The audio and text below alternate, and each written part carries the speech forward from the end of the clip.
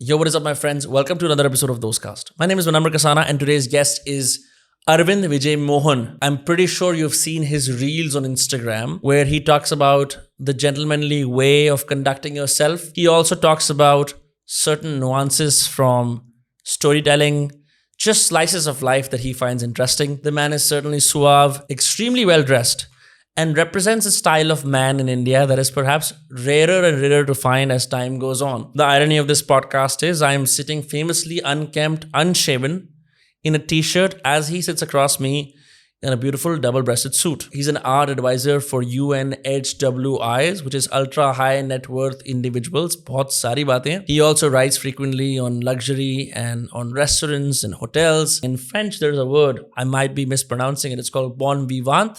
He's like that. We talk about the finest first class flights, private planes. We talk about the best luggage, what it means to be a gentleman, what is the core and ethos of gentlemen, plus some amazing books and some grooming tips for all young men and women out there who want to better themselves. One often thinks that self-improvement has to be this grind in the gym, this ugly climb up the hill. But Arvind's life, his conduct, and the way he's put out his content says exactly the opposite, that you don't need to be an Andrew Tate to have fun in life and to be well-liked, respected, and have a beautiful life. So the episode with Arvind Vijaymohan begins in 3, 2, 1.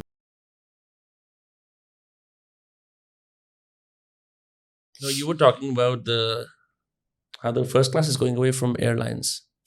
It's an observation that is unmissable. Right? I mean, earlier there were several sectors that allowed for first class travel. I think business class has overwhelmingly taken over over that category. You think it's because they've added premium economy and sort of added one more tier, at least domestically? I don't know about premium economy or economy, but business has definitely, if you see business class sectors, they're all completely full. But first class has disappeared from the better part. And that's because I think those who would fly first class have now moved to private. Yeah.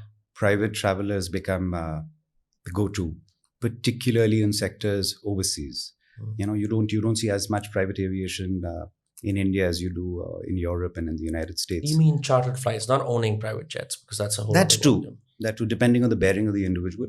But flying private now is very easy.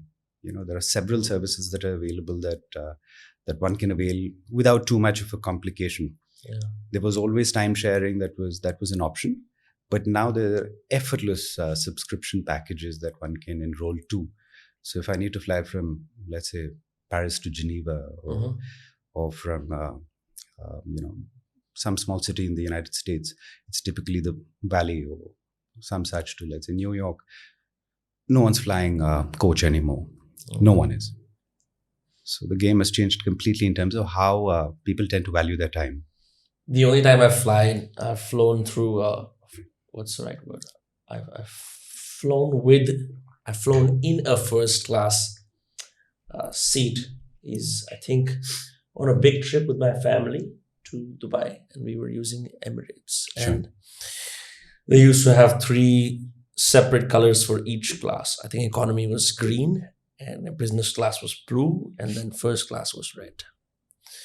And I remember we had these, when you travel in big contingents, often helmed by Thomas Cooks and, Cox and Kings, that kind of coupe travel. I remember the people in economy class would come and say ki yaar aapko business mil gayi hai aur hame first mil gayi hai. And I remember the stewards gave us big lunch boxes that we could carry home. And so the flight experience was like, oh my God, I'm first class mein travel kar rahe hain. When it becomes the norm, like, what does one derive pleasure from? Like, what's probably the best first class in the world? Emirates really keeps the bar very high. Singapore has another fantastic option. They pretty much give you a room to yourself. So, the bar is as high as can be in terms of when you're flying commercial. All the creature comforts, the amenities that you expect are available now. You want to shower, you want to have a hot shower, flying mile high, that's available. Sure. You want a full, flat, absolute, king size bed in your suite, you have that.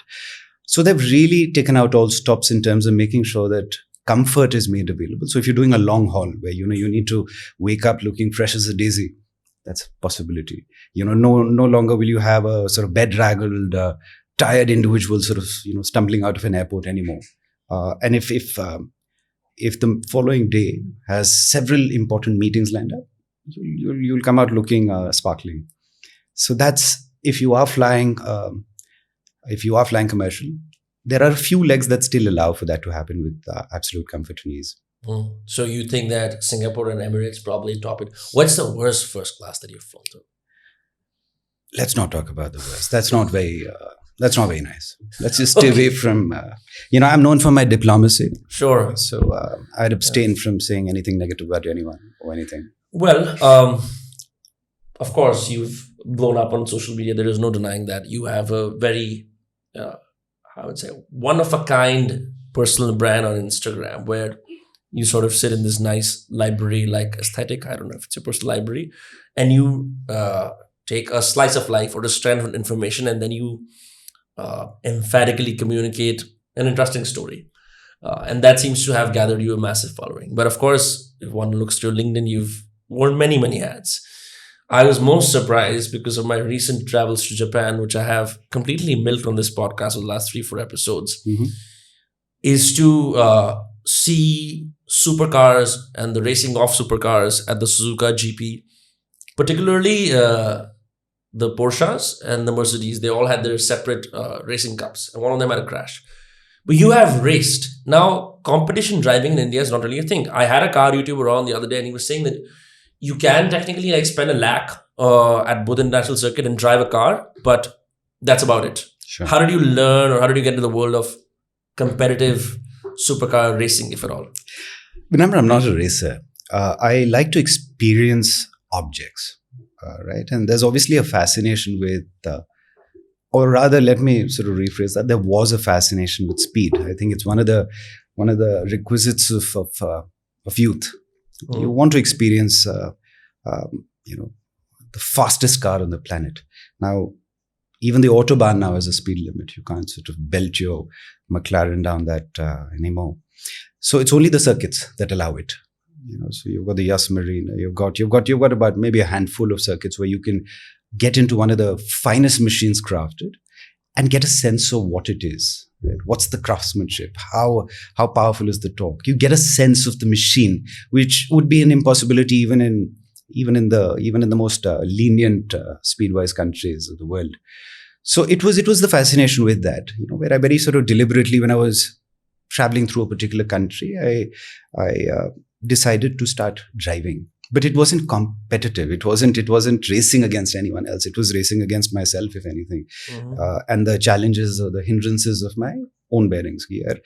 If there's a 150-mile barrier that you would kept, and you sort of, when you go to 160, 170, you say, my God, it's exhilarating. And this is MPH, so this is higher than the... It is. So, but once you breach that, you realize that the pleasure is in the slow lane, where you get to experience the car, you enjoy it. I'm not going to suggest that driving in India is a pleasurable experience, because there are more than a handful of twits that you're going to encounter on the road at any given time. But you come to appreciate the beauty and the grace of a well put together machine when you're taking your time with it. It's not about pressing down on the pedal. I've come to understand that. So yes, I've driven on several circuits. I've experienced pretty much every machine you can think of. But what's the wildest? What's the one that blew your mind? I mean, most people say it's the Bugatti Veyron because it's super fast. But well, in terms of speed, yes, but nothing comes close to the refinement of a Rolls. Yeah, a Rolls Royce is a different beast altogether. It's a beast. It's a beast, and it's a driverless car because people often ride in the back. Well, yeah, of course. I mean, if you're in a Phantom, you don't want to be driving a Phantom. But a Spectre, Cullinan, these are cars that if you drive one of them, you'll not want to step out of the driver's seat. If you enjoy driving, that is. So there's refinement. You understand that true power will always be very refined. It's not about the grunt and the muscle. It's not about that. It's the silence. It's the beauty of refinement, of elegance. What part of your Indian motor school license training did you have to let go of when you were driving these fast machines? You have an international license, which is accepted everywhere. I mean, I see ads for the international license. It's the light blue booklet. Is that what it is? No, it's a card. I've had a card throughout, which allows you access anywhere in the world. And now even your Indian standard driving license is accepted in many parts. You don't even need to carry an international license. You know, one thing that I was so fascinated by when I first encountered your profile is when one sees you, the way you speak, the way you borrow from a wealth of information that I would think is maybe a mix of you going to an Eton and you do not go to the boarding school in London, in the UK. I think you went to St. Stephen's from what I gathered from your LinkedIn. How is it that you have become this person who's so well put together? What were your references? Because the average Indian, even if they come into wealth, aren't like you are. Is it because you work in the art world? Did you spend time in front of the mirror, speaking in a certain manner? Did you read a few books? Maybe there's no regimen, but I'm just genuinely curious. That's a loaded question, Vinamre. It's something that you don't ponder upon often. But do you not see that you're different from your peers around you? Say the people you grew up with? Not deliberately so. Let's just say I've been a very keen observer. And that observation translates into me making mental cues of everything that I see around me. The mold that I have presently, I think it's the product of several years. I mean, maybe it's a film still that I saw of David Niven when I was 9 years old. Okay. Cary Grant when I was 11. Devanand Saab when I was 6. And I've become an amalgam of several individuals. And while cinema has been a very important part of my spectrum, books have been an even greater sort of getaway for me. I was a nerd. I still am a nerd in many ways. You mentioned that I spent time in my library. I've grown up around books. I can't think of a single week in my life where I've not had at least 2 books by my side which I've completed. So my rigor really demands that I'm reading all the time. And the beauty of the time that we live in, it's actually a very powerful time to be alive, because every single book ever written, every single film ever shot is available to you, on your device. I could be sitting on a train going from Ratlam to, Siliguri, or, I don't know, from anywhere to anywhere. And I could be watching the greatest material ever produced right there on my device. So I've embraced that. Back in the day when we did not have these technological interventions available to us, I would spend all my hours in a library. I was constantly reading, and I think that just fueled my imagination in a very powerful way. I was able to envision, Mr. Darcy very clearly. So Mr. Darcy, for instance, became a bit of a role model for me in many ways. This is from Pride and Prejudice? Yes. So Austen's creation, to my mind, was a very strong emblem for what a gentleman should be. In terms of starting off as this extremely rigid, stubborn human being who then over time understands grace, understands how to soften his stance, understands how to be respectful of the other's needs. And like Darcy, I think there were several characters. P.G. Wodehouse was a very, very integral part of my growing years. And I would read everything, right? I would read anything that there was. So the model of what a gentleman should be was very clearly established. And I think the rules are very simple. It's nothing more than being well-mannered. आपके लिए लोग ऐसे नहीं बोलते हैं, ये तो बड़े हाई-फाई से हैं. Like I'm sure, like you must have. मेरे सामने तो कभी किसी नहीं बोलते. Maybe they're intimidated. No, because how do I put it? There is a kind of humble pride in being less well-read in India, in being more street smart, let's just say. कि क्या किताबें क्या पढ़नी है, ये देखो दुनिया कैसे चलाते हैं, negotiate करता हूँ. And so I only say this because as time has gone on, very much like yourself, I used to voraciously read. Right. Once I ventured into a career in social media, my attention span got punctured.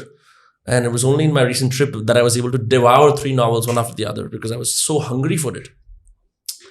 But then I acquired in my subconscious a language or perhaps an opening to a new world that was long dead to me.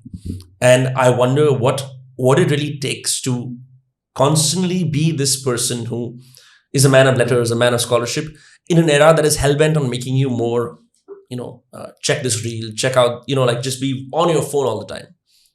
Because in some ways, since you've been here, you've been hyper-present. Vinamre, that's a great observation. Now, there's a dichotomy, right? The power of the device that I mentioned, it's also a time drain. There was a time when I was following about 1,000 people on social media. So I've had no genuine understanding of how this world works. In fact, I still have no idea how it works. I just decide to post every other day. I'm trying to be a little more consistent. As I grow older, I think I realize that there are people who are appreciative of what I share. So I try to be deliberate in being able to put myself out a little more for hopefully the benefit of those who view and follow. But during my early days, and my early days are basically 2 years ago, I was following about 1,000 people. Sure. And it came more out of just a sense of obligation. वो मुझे follow कर रहा है तो मैं भी follow back कर लूँ. Especially if it was someone who is a known celebrity or a face. But these are individuals who had never met. So in part it came out of obligation, in part it came out of maybe a fascination to see कि वो उसकी जिंदगी में क्या होता है. But it's crosshairs with who I am as a human being. I am not bothered about anyone's drama. I don't want to know what anyone is doing anywhere.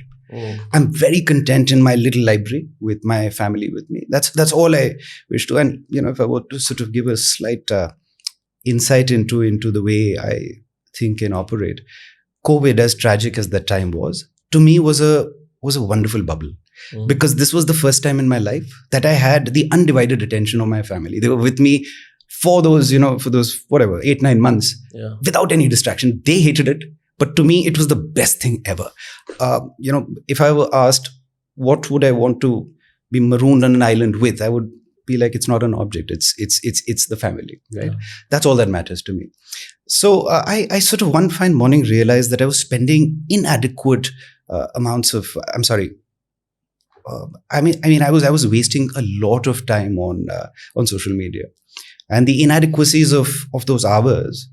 कि मैं क्या कर रहा हूँ यार, you start off at 9 o'clock and before you realize that it's 11:30, and what have I done? I've just seen maybe 100 random scrolls of people who I follow, but they've not left me enriched in any way. Sure.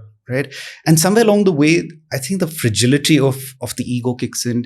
The aspect of showmanship that is so tediously present in social media.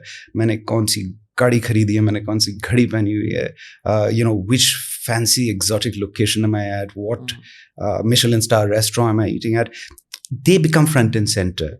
And I also, I've also sort of stumbled through these blogs. I've also found myself almost, degree of embarrassment in sort of saying this, but I've also posted pictures of, the latest car I bought, or, this. Fine. To my mind, it isn't. Social media should not be a construct where you're flexing. It should not be. It will be. There is no way around it. I understand that the world works in a certain manner, but I wish to have no part of it. Sure. So even now I'm sort of very conscious about allowing those little glimmers, of my days. So what I put on social media is very carefully thought through in some manner. When I decide to shoot on a particular topic, it comes effortlessly. It's organic. It's a story that has inspired me. It has fueled my imagination. It has made me consider a facet of life that was perhaps not existent on my spectrum. And I hope it does the same for someone who's viewing it, especially if it's a like I've been receiving a lot of very, very nice comments from young boys, the 18, 19-year-old kids who seem to be inspired by several facets, that I put out there. And I'm very happy for that. And that fuels me more, Now, if I were to, from tomorrow morning, start saying, listen, this is me in my private jet, or this is me in this new car that I've got, that's empty, right? That's vacuous. What contribution is it making in any way? Is it aspirational to individuals? Yes, but you know what a Rolls Royce is here. Sure. You know what a private jet interior looks like, right? I don't put pictures of myself tying my shoelaces every morning. These are things that we do every day. अब इनकी तस्वीरें डालना शुरू करो. It's very shallow. If I'm aspiring to grow or perhaps embody some of the things that I see in others who are who I consider above me or have the life that I aspire to have, then I would rather have access to the gears of their mind as opposed to mera ghar kaisa hai, right? Because all that does is just incite envy without any reasonable way to perhaps surpass that envy. Like, okay, you can become like this. Like, what I also found fascinating is because you said you put out everything very carefully. On your LinkedIn, it says that you are, I guess, I'm trying to piece it together. Please. Yeah. You help brands or you help people with stories, right? Or shaping narratives. Is that somewhat accurate? Remember, everything is driven by the power of the narrative. How well you're able to do in life comes down to how well you can present yourself. Shaping narratives is something that I think is a life skill that everyone should have. Now, street smartness that you spoke of, everyone's street smart in India. Everyone is, right? वो एक almost DNA में हमारे बसा हुआ है of how to get by. Yeah. Books will widen that lexicon tremendously. It will take your street smart and just sort of put it on steroids, so to speak. Now, to be able to definitively understand how do I sort of present the best version of myself, that takes a deep understanding of the self. You have to introspect. You have to spend time with your own mind. You have to understand what separates you from everybody else, right? This has to be done by the individual, by the institution, and by the brand. That's when a narrative emerges. That is dunya mein, a blue suit is a blue suit is a blue suit. How do I wear it differently, right? Mujhe black se parhez hai. Like one of the early things that I said was everyone wears a black suit. Black is sexy, right? So I said I don't want to be part of the herd. So what am I going to do? For me, blue is the new black. That's the way I started off. And I said, listen, when I wear my suit, I'll wear it in a way where I will just stand apart. Right? No one was wearing double-breasted suits. Now, double-breasted has become a signature for me. It's something that I wear. But if I'd done it as a 24-year-old, maybe I wouldn't have had the chops to carry it off. You have to grow into these things. You have to understand it. So ये कहते हैं ना घाट का पानी पीना ज़रूरी होता है. You have to have convictions behind your choices. By all means, find yourself, enjoy the journey, learn along the way. Let me ask you this about narratives. There is a school of thought. I come from a school of thought of, I saw this guy on social media called Gary Vaynerchuk, super famous guy, right? Sure. He was of the belief that if you are trying to be a creative online, if you're trying to even grow your career, start. So what that meant is no narrative, nothing. It is literally vlogging or a recording of the moment as you are, as authentic with all your warts, all your problems, all your imperfections. And that led to the rise of several social media figures who were able to record and express reality as it was with all its problems. I've got neck beard, I'm not shaved, I'm not groomed, I'm wearing the only t-shirt I have because everything else is in the dry cleaners because I've just come back, right? Sure. But this is exactly the anti-presentation school. Now, I'm not trying to be deliberately like this, but I would rather show up like this because this is what I know. Now, the other side is I see the narrative world, the PR world, the put together world where everyone sort of sits together, opens up pitch decks, divides you into 4 quadrants, does sentiment mapping and all of that jazz, and then says, okay, now this is a 6-month strategy of how we're going to position you. And so for some reason, that looks like an attack on the very person that at least for me, is like, okay, I've come here through my authenticity and it's dynamic. And sure, it's not as sellable in the long term because I don't understand how I'm going to grow. I think there is merit to this world, but maybe you can help me bridge the gap. Remember, there's room for everyone, right? We live in a planet that's wide enough and hopefully open-minded enough to accept both sides of the fence. When it comes to posturing, so let's understand one is absolute authenticity, and the other side is very carefully postured presence. Right? These are 2 ends of the spectrum. Yeah. If it's made up authenticity in either form, jhallapan or extremely suave, if it's an act, it will not play out throughout. You will find the glass shatter at some point. Dikhawat wala jo part hai now, when you speak of the luminaries, right? Gary Vee or Casey Neistat, I mean the guys who are come as you are, right, characters. Exactly. What you see is what you get. They've always been that. right? And I'm confident I've not explored this terrain, sort of long enough or wide enough to make a validated statement. But you'll have several such creators who have made complete peace with who they are and are very comfortable presenting it to the world. And that is what makes them likable.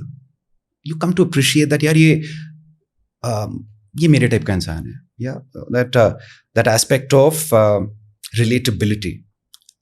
I'm at the complete opposite end. I'm not relatable at all. And I have no qualms in saying that. Sure. When I walk into a room, 99% of the audience will not be able to relate to who I am, just because of how prickly I am in my presence, right? They might like what they see, but they know they can't be me. That's my superpower, and I've embraced it. I have no hesitations in saying so. Now, do I not dress down? Of course I dress down. Will you not catch me in sneakers and jeans? Of course you will. Most of my, so I've got 2 pages. There's Arvind Vijaymohan, which is after my name, and there's Professor Panache. Panache is me in work mode, more or less. And that is, again, to hopefully try and, make gentlemen be a little more considerate about how they should turn out, how they should be.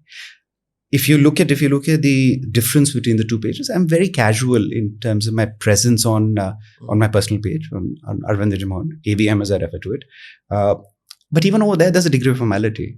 I'm not unshaven or unkempt, because I'm never unshaven or unkempt. Right? The way I roll out of my bed, only my wife sees and my daughter sees. No one else would. Sure. That's the way I've always been. No one's seen me barefoot ever. Outside of my Sachai hai.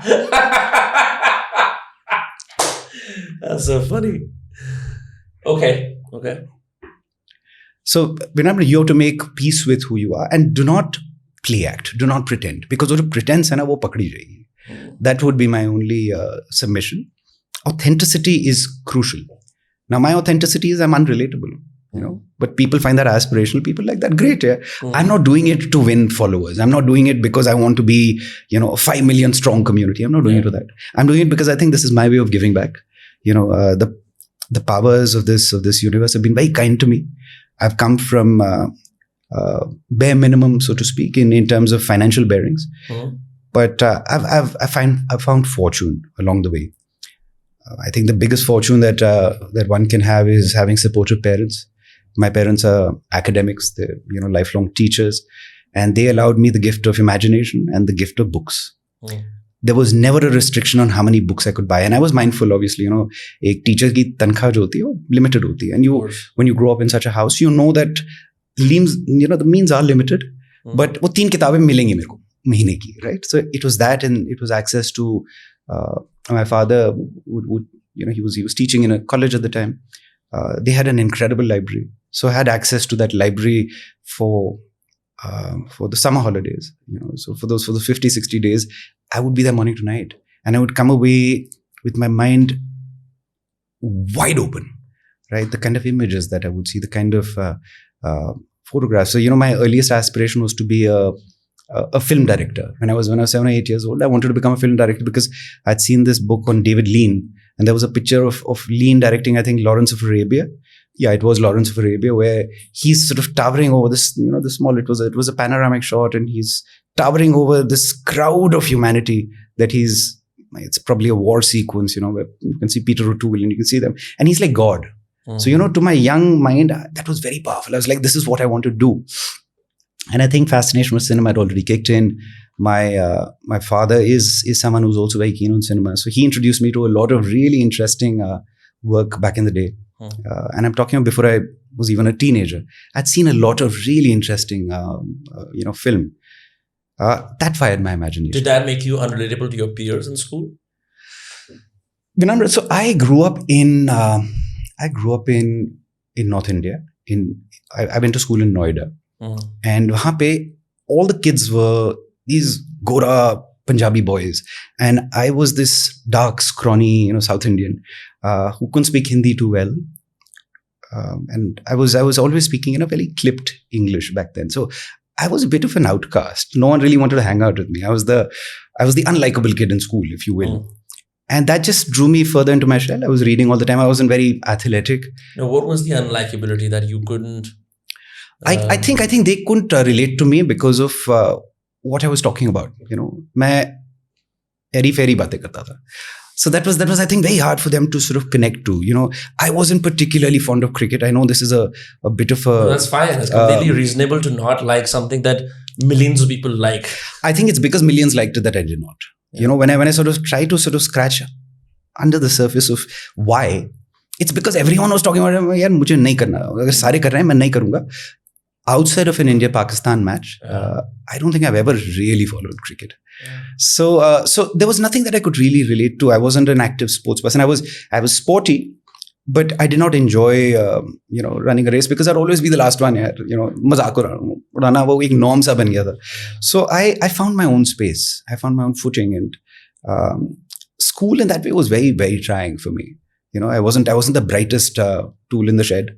I wasn't a school topper. I wasn't. I actually came into my own when I took humanities. Again, that's also like the outcast. Ki, it's such a disgraced arts ka student hai ye. So all the cool kids were doing commerce and sciences, and I was in a class of I think about 15 of us when we were social pariahs in every sense of the word back then.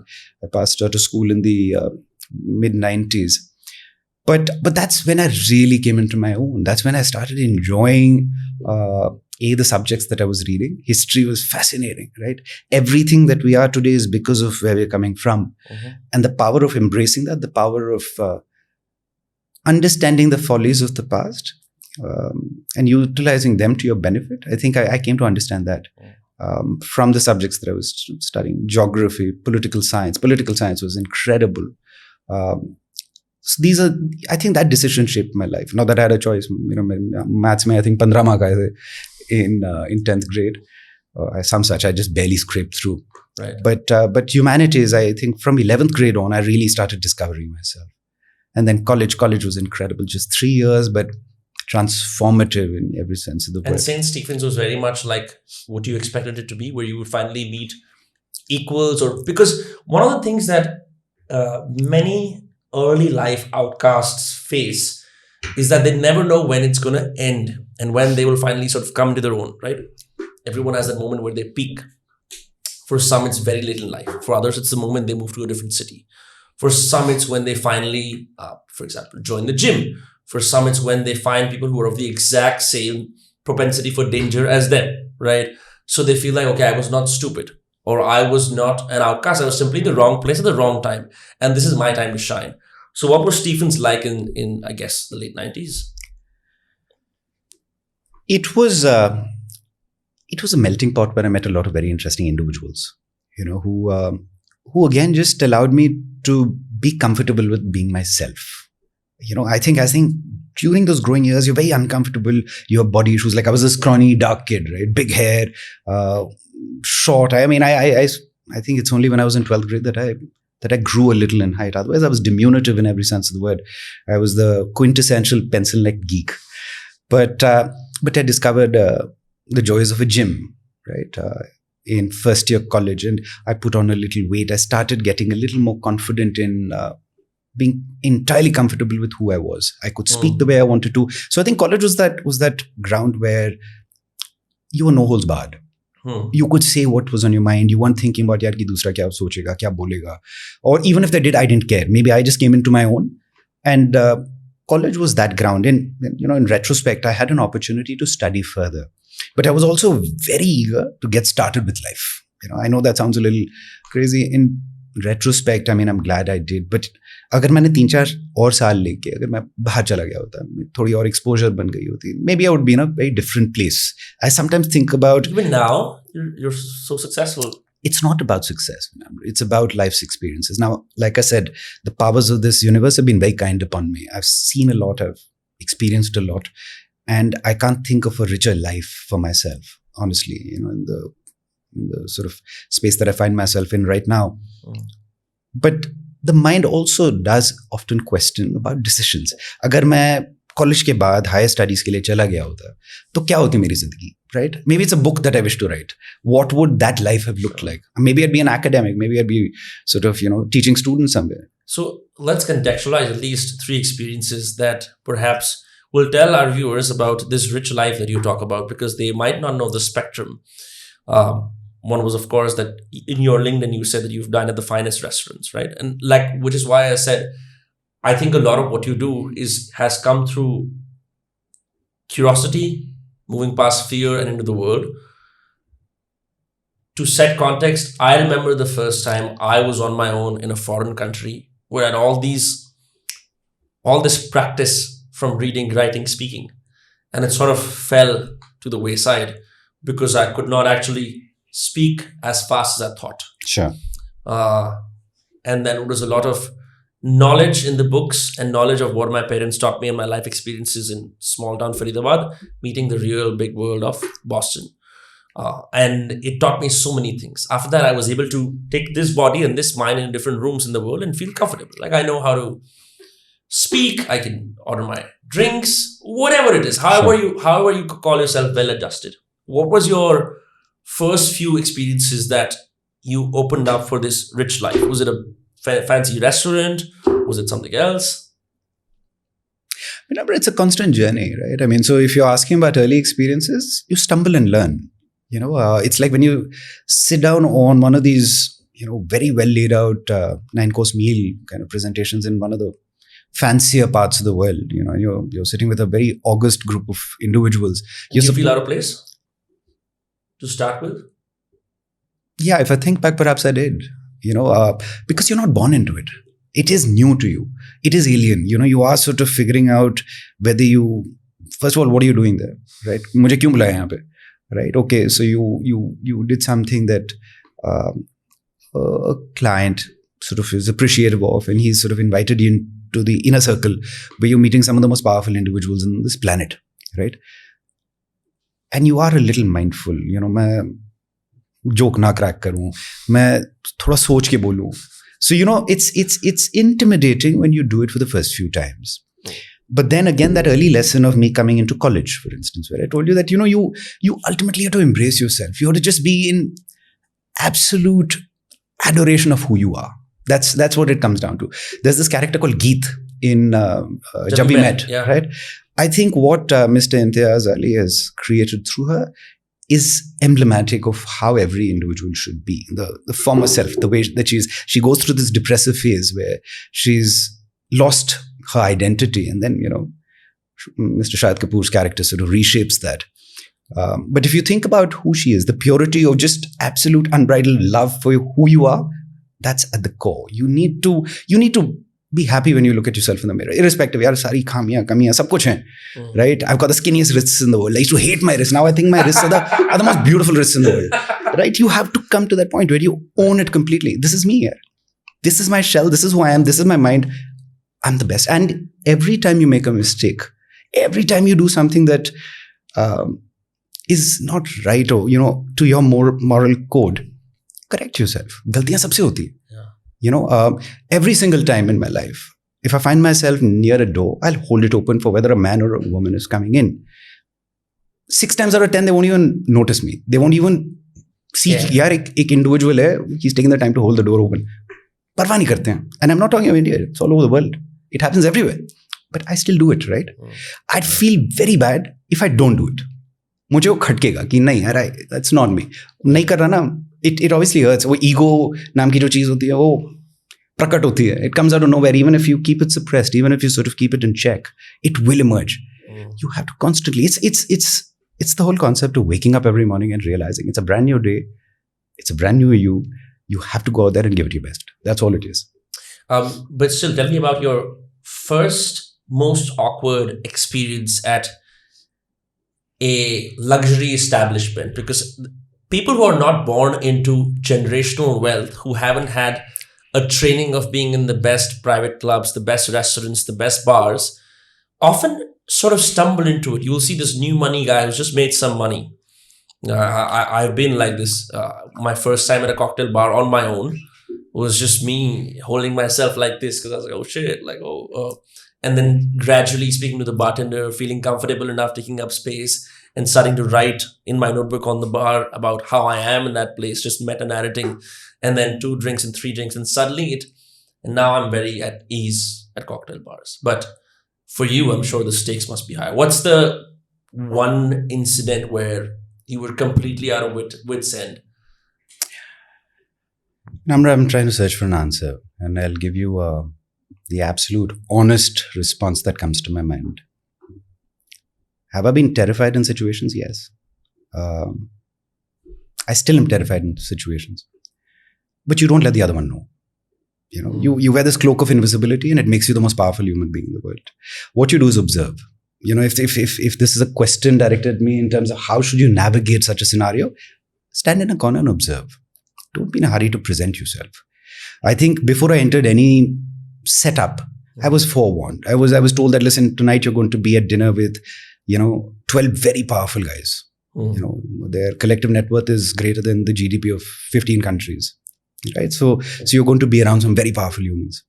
Now, obviously, there will be a little hesitation in your mind ki yaar main kaise navigate karunga, right? The first few times would have been terrifying. I don't have clear recollections of those moments, but what I always apply, if I'm called to speak in front of an audience of 500 people today, I'm terrified when I'm getting up on stage. I'm terrified, but I worn my cloak and I'm the most confident man in the world. You wear it and then you become the most powerful person there is.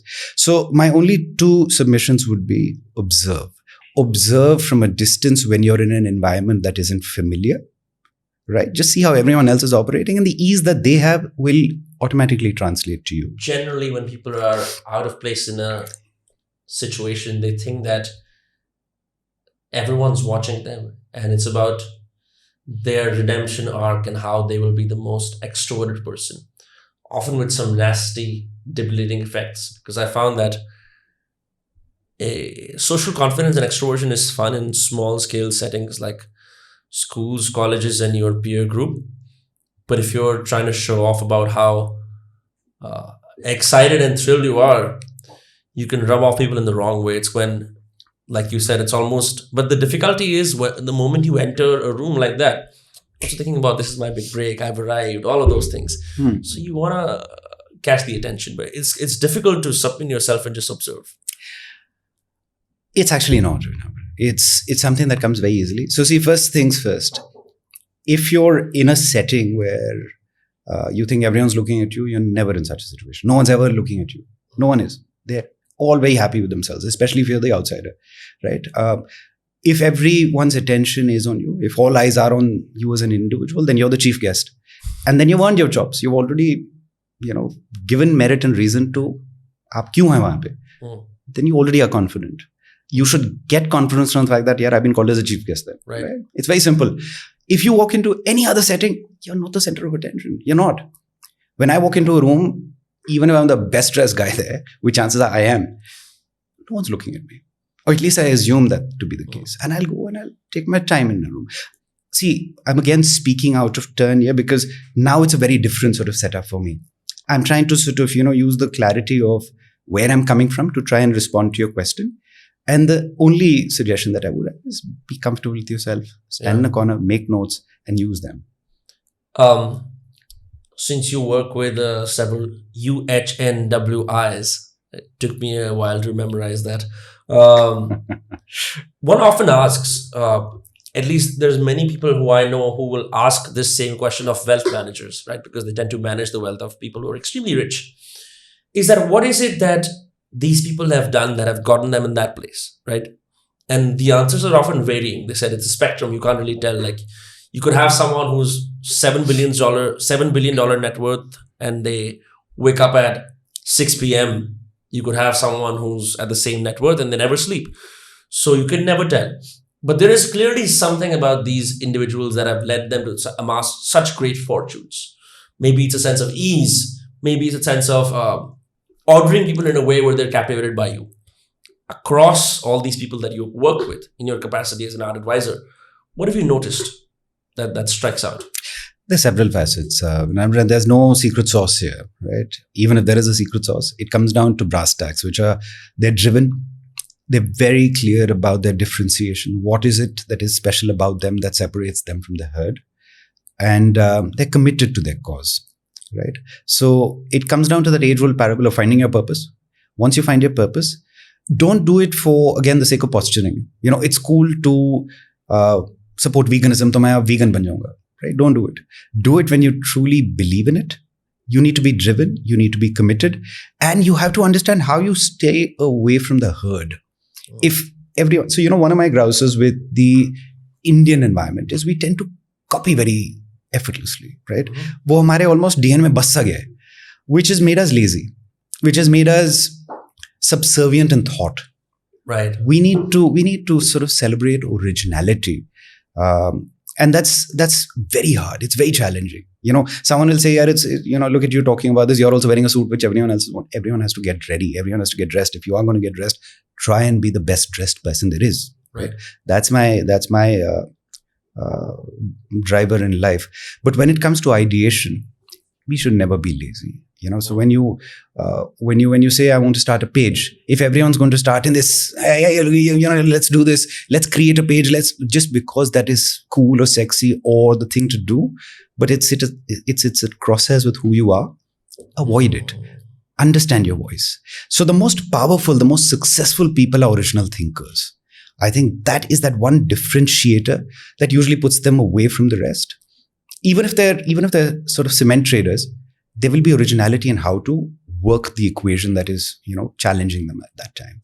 I think that's the one thing that separates a guy from the 100 million club to the $1 billion club. And of course, there are 100 other factors. There's geopolitics. There is fortune. Price of coal and cobalt and the right so many timing. market factors. What Mr. Trump wakes up in the morning and decides to impose on the world. There are several factors. Your luck, your timing on this planet.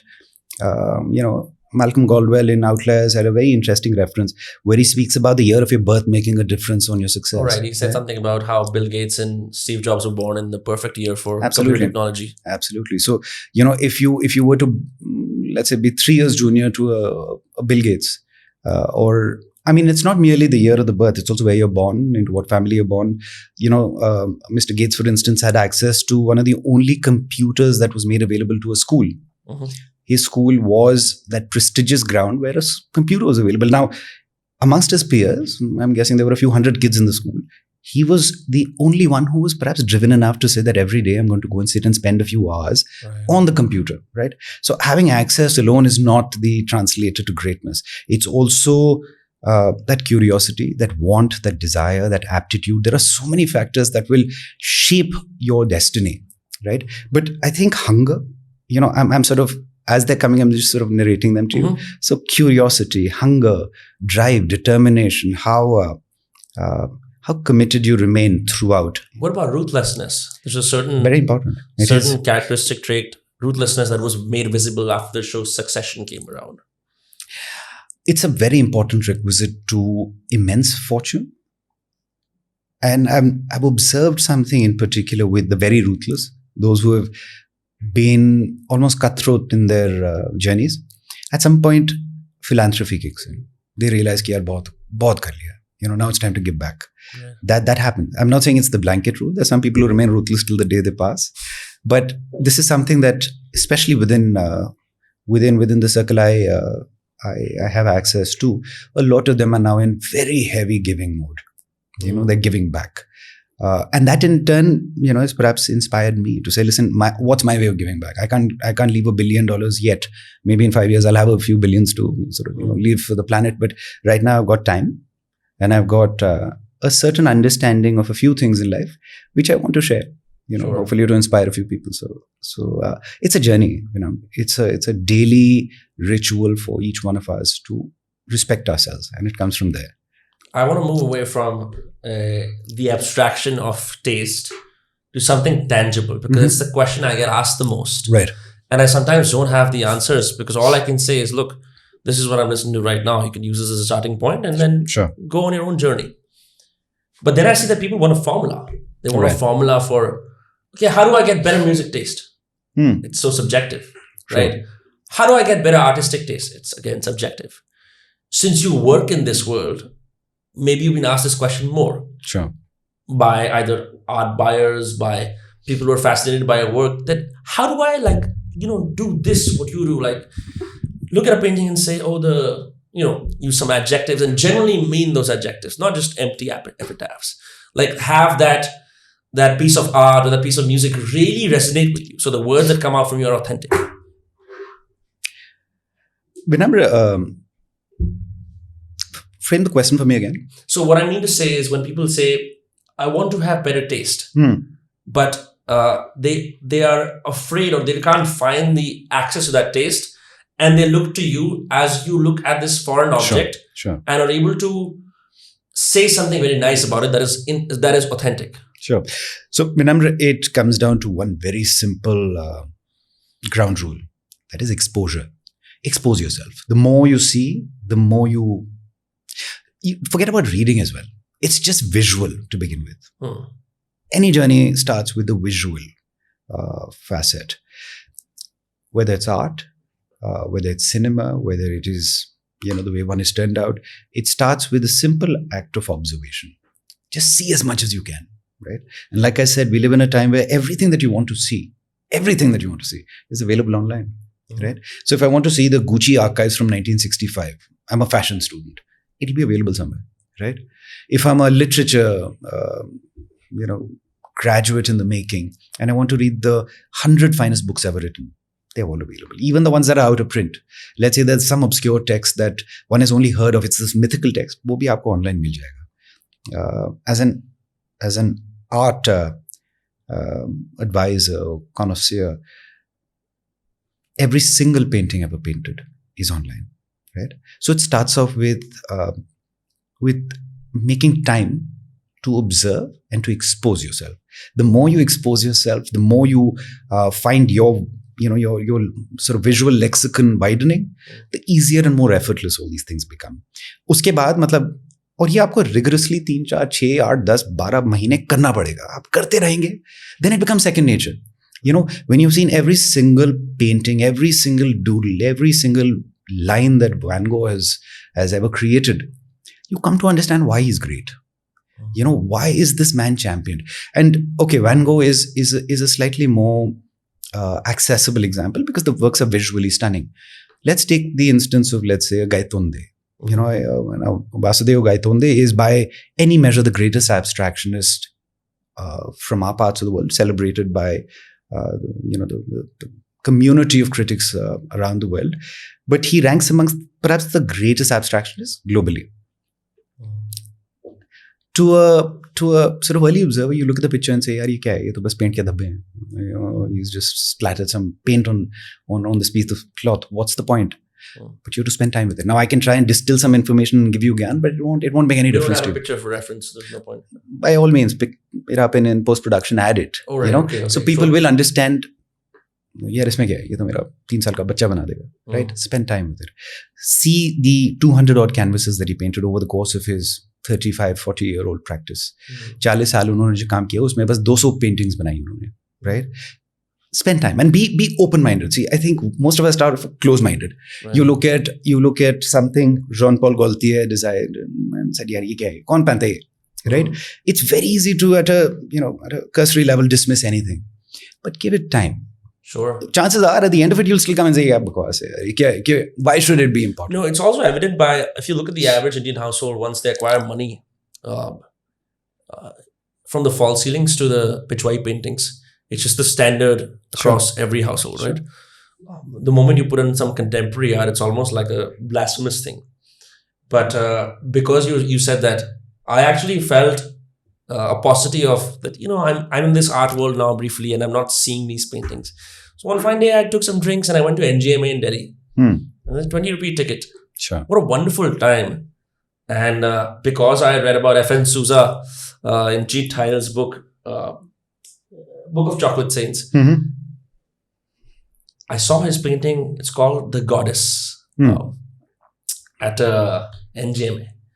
And I was blown away. And I took a picture. I tried to find it online. And that was that moment for me where बाकी सब लोगों को लगा कि तो उसने sketch कर रखा है काला, मतलब it's just black lines, right? Which is so, and I read about his life. I had context, so I had a deeper appreciation for that. Vinamre, now let me contextualize this for you. Your experience at NGMA, that's the National Gallery of Modern Art in Delhi for your listeners, were urged to take half a day out and go and visit. The reason you enjoyed your experience is because you were already acclimatized. You'd already spent time at the India Art Fair. You already had spent time around artworks. Even if you weren't consciously looking at them every single day, subconsciously, एक जहन में बस गई थी बात कि यार ये पेंटिंग ऐसे होते हैं, कलर्स ऐसे होते हैं, फॉर्म ऐसा होता है. तो you'd warmed up to it. So when you decided to go to the NGMA, which also, by the way, wasn't a spur of the moment thing. It wasn't the drinks that were doing the thing. Sure. It was because there was primary exposure to art that you decided कि यार चल आज करते हैं. And because you decided to do that, you left, having experienced something that was interesting. Now, is it transformative enough for you to say, यार मैं जिंदगी भर यही करूँगा? No, obviously not. You have to give these things time. The more you expose yourself to anything in life, that is where you need to understand what truly talks to you.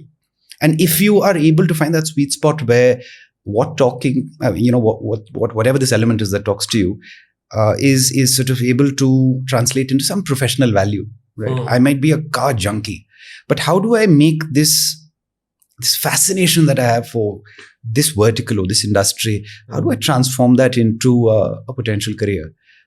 In this day and age, it's possible, right? I could become a supercar blondie. I could say that this is my life. I'm going to go around the world. I'm going to find the rarest cars. And I'm going to find myself invited by the biggest car giants in the world, right?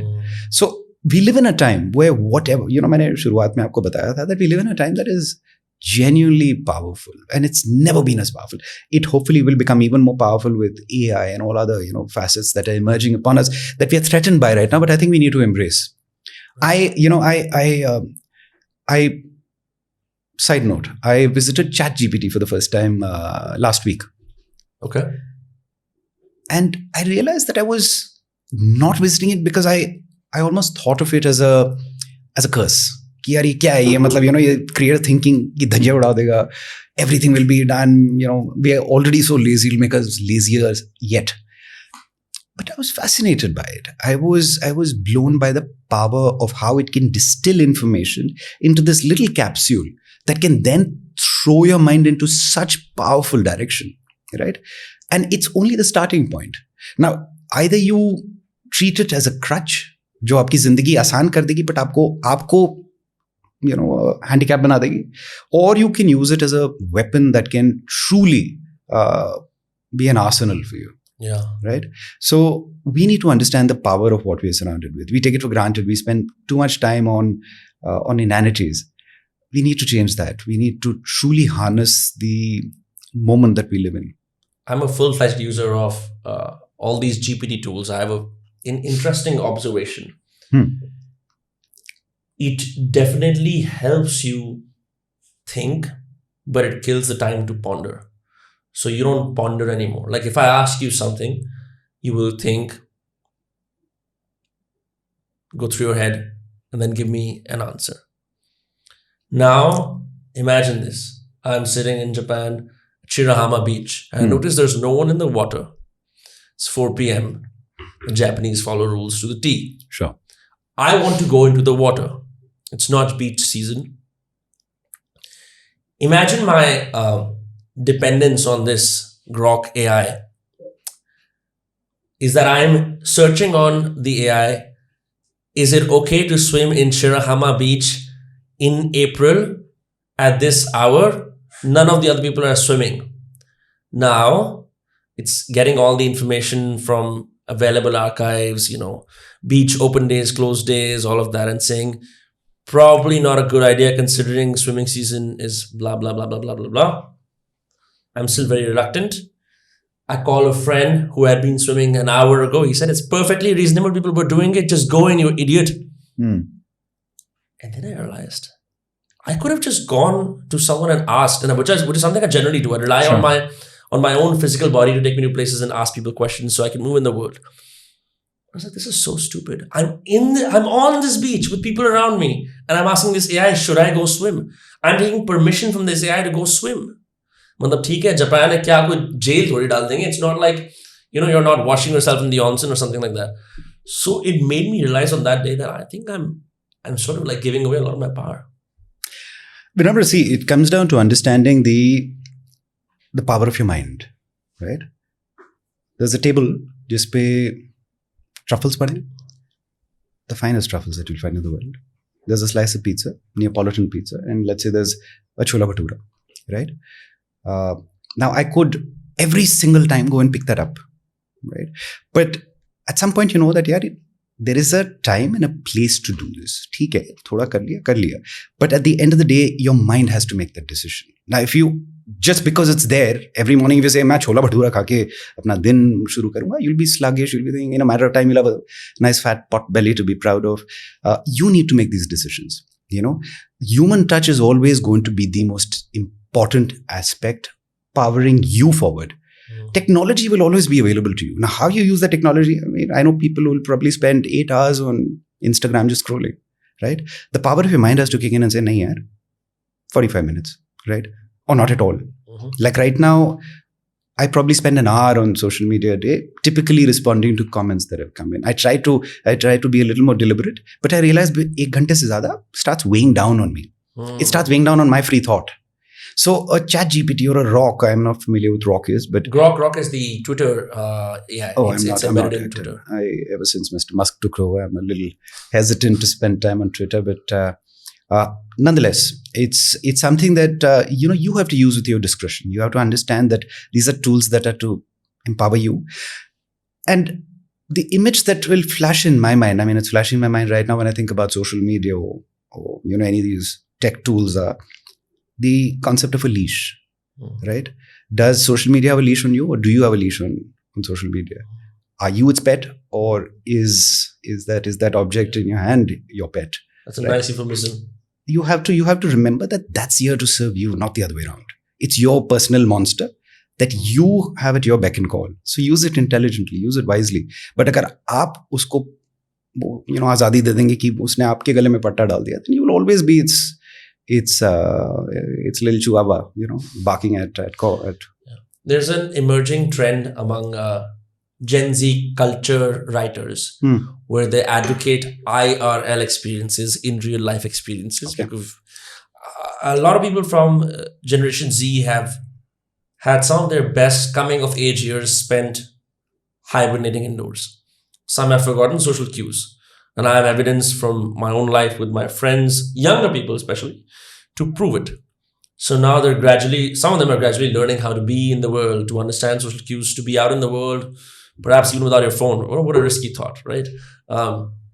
As someone who's seen the world pre-social media, what would you say are perhaps some nice international destinations, experiences that people could check out? Vinamre, every place has its own fascination. Now, no, for you specifically. The places that I love, I keep going back to. So, Italy has been a very strong draw for me right from the outset. Yeah. It started because of obviously my origin story, right? I mean, some of the earliest picture books that I'd seen were books on the friezes at the Vatican or the Sistine Chapel, for instance. And the sculptures of Canova and all the famous Italian artists. So I grew up with this imagery in my mind, and I think my earliest trip to Italy, which was 3 or 4 days, and I was there barely for a flash. It was a blink, but I spent my entire day just running through the Uffizi in Florence, right? I would get in, I think it opened at 10 o'clock, from 10 till 6. And, even the guards be like, is this guy sort of scoping this place out? What's this kid doing hanging out here, So my first trip was purely art driven, and it has remained sort of centered around art in many ways. But I keep going back to Italy, typically 2 to 3 times a year. Are you a Lake Como frequenter? Not as much. No. See, Como is great if you're a billionaire and owned a home there, right? The fascination with Como wears off very quickly. I've been there maybe 5 or 6 times. Beyond a certain point, it's a beautiful destination. But there's so many. Lago di Garda, everyone talks of Como. Garda is another lake, which is even more beautiful. And it's pristine because it doesn't have the necessary tourist traffic that Como attracts. Mm-hmm. So there are many undiscovered parts, which I'd rather not mention. Otherwise, of course. Then Carrara Reel, which has 39k shares, and half of Delhi, Mumbai, and Bangalore show up there. So Vinamre, to your question, I find myself going back to Italy, to France. France is a country that I absolutely adore. Japan, where you're coming from, I've been going there for now almost 13-14 years actively, year on year. Mm-hmm. it's a country that you'll fall in love with, not for any other reason, but just for the purity of the people and their practice. The silence of the streets, even in no, the streets can be the streets can be the loudest in the world. There are several streets in Japan that will drive you deaf, that will want you to be deaf. Really? I think beyond a few intersections in Tokyo, I didn't really encounter that. They're parts. So here's the beauty of that country to my mind. It makes you reevaluate humility. It makes you reevaluate your place in this world. You think that you've achieved nothing. You're inconsequential. In the grand scheme of things, you matter only to your family. Nobody else. Right? And the rigor of a shoemaker, for instance, like I love shoes, right? Handmade shoes. The rigor of how a shoemaker goes about his practice and how he crafts a shoe over the course of 4 months. It's fascinating. It's fascinating. You have to see these men at work. You have to see these guys just spending the whole day doing something that will amount to maybe 1/200th of the product. But they've done it with purity. They've done it with patience. They've done it with such calmness that you leave that place feeling like you've achieved Zen. Unko bas dekh ke, right? So Japan is another country. England is a country after my heart for many reasons. My daughter is now studying there, so now one makes more reasons to go back. But I've had a very sort of formal instinct towards Britain because a lot of early books that I read, I spoke to you about Darcy and Wodehouse, and a lot of early literature was steeped in the classic English gentleman, right? That formal character. So England was, I think, sort of a country of fascination for me. I wanted to experience the country, and I remained in love with it for a very long time. Now it's become a bit more, by the way, now my reasons for visiting England are very different. It's obviously work, but also my daughter. I mean, that's why I sort of keep going back there. I mean, these are the countries that I would. I mean, then, a place like Malta, for instance. There are so many. I mean, where do I start? I visited Malta a few years back and I had not sort of happened upon that country, though I'd heard a lot of things about it. I've just heard tax havens and oranges. I don't know nothing else about Malta. The tax havens, I mean, that's not even something on the spectrum for me insofar as wanting to go to Malta. It's just a beautiful country. It's there's no shosha. It's just clean, simple living. It's like living in the Cypriot Islands. It's like, there's an island called Sardinia. I've heard about it. Sardinia. It's beautiful. There are so many parts of this world. Yeah. I think every place that I visited has left me enriched in some way. I can't say that. Obviously, there are some places that sort of keep calling you back, right? And you have to drop the need for doing what everyone else is doing. Everyone wants to go to Amalfi Coast. Everyone wants to go do these, these sort of straight jacketed, ये 5 चीजें करनी है, जाके यहाँ पे photo खिंचाएंगे, यहाँ पे forget about that. That won't leave you enriched. You don't do countries. I think that's the issue. I often say this on the podcast. That people, when they have all this money, they get 15 days. It's 7 countries in Europe. You're touching and going. You're not feeling. You're not immersing. It's absolutely. You're just like, just ये कर लिया, Eiffel Tower के सामने photo. It's just the act of travel is a flex. I mean, if anything, it's supposed to be a confrontation with your inner self, with who you are. I mean, most of my travels, I do very little. I'm going to see places. I just walk around, or I drink, or I sleep, or I meet people. None of it has to do with top things to do in Tokyo. Some of that is nice, by the way. Some of that is like a staple that you should do. But it's not mandatory. And I don't think enough people get the memo. Vinamre, it's a faculty, a byproduct of having done it enough times, right? Once you've traveled enough, ek bari dekh liya yaar, ho gaya wo. So I think that early novelty, that really fascinating. The first time you go to Paris, you will go to the Eiffel Tower. Of course. Wo to hoga hi, right? You have to do that. But once you've done it 5 times, then the Eiffel Tower becomes a tower in the distance, right? Yeah. You're not going to stop and keep taking selfies. Then you'll want to find some little bylane, that has a coffee shop that no one else knows about, that you're sort of just experiencing by yourself. You're the locals. Yeah. Right? There's a croissant, there's all of that. Wo sab hai. France mein ho, beret pehne ho, sab kuch hai.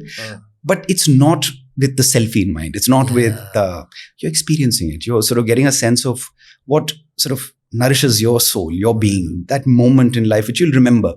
Right? So what do you do with languages when you go abroad? Like do you to restaurant level French, restaurant level Japanese?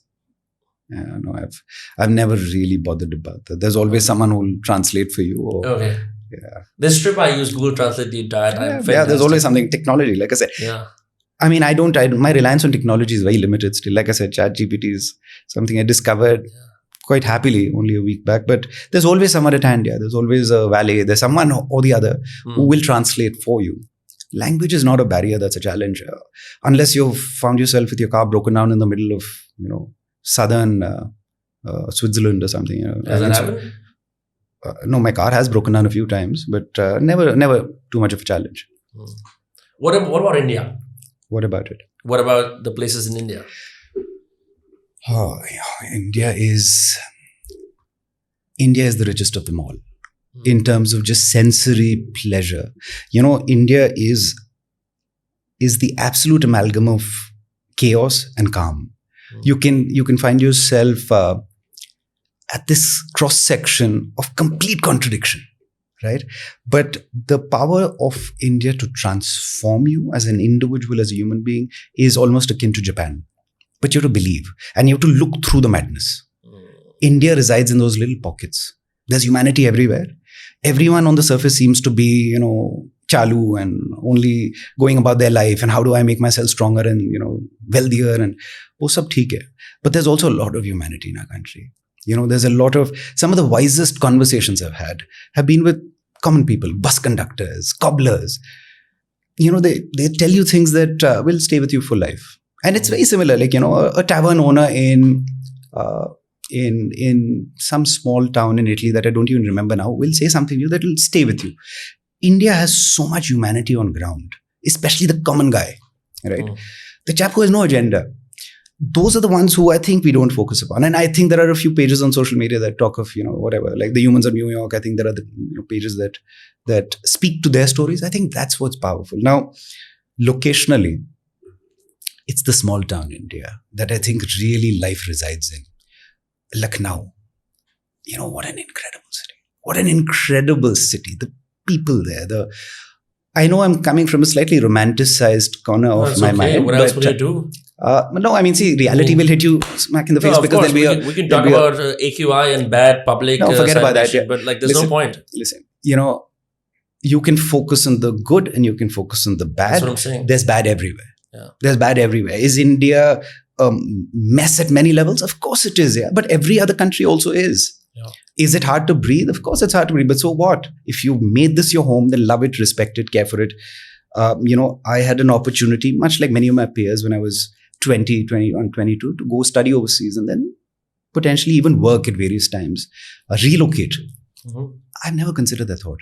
I think it's the smartest, brightest, most conscientious individuals of our country who can make a difference. And I'm not even the brightest, smartest, and most conscientious one. But I think my effort will, in some manner, make our country stronger.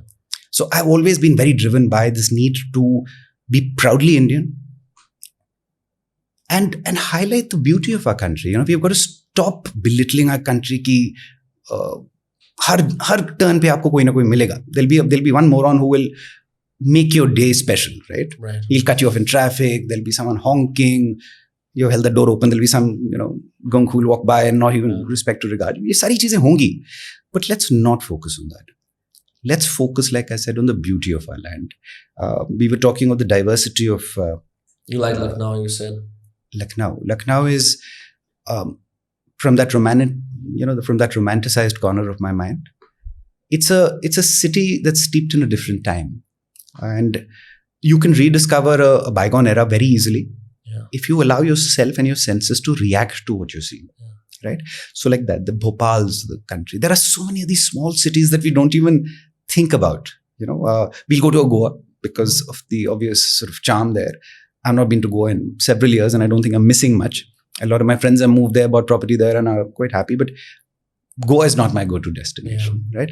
I would much rather experience these off-the-map kind of destinations that, people will go to if they've got family. Kanpur. The food scene in Kanpur is unbelievable. Standing by a street side and eating, I don't know what that market is called, the night market where, the food vendors sort of step out only at 8 o'clock and it goes on till the early hours of the morning. That's life, and that only India will give you. It's so unbridled. It is so authentic. In 2016, I was with a friend. We had traveled to Hampi, and we were staying on the hippie island with all the Israeli hippies who come to India to find the meaning of life. We crossed over to the other side where Krishna Deva Raya's Hampi is on display. And we somehow entered a temple.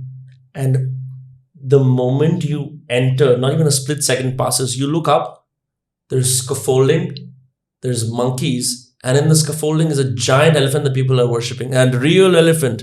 And I was like, because it's just too much for the senses. Sure. But that really set in place some of the wild things you can encounter in India that you can't perhaps encounter anywhere else, because they just really make the most of the chaos. Absolutely. So, Vinamre, there is so much that is yet undiscovered in a country like Hampi.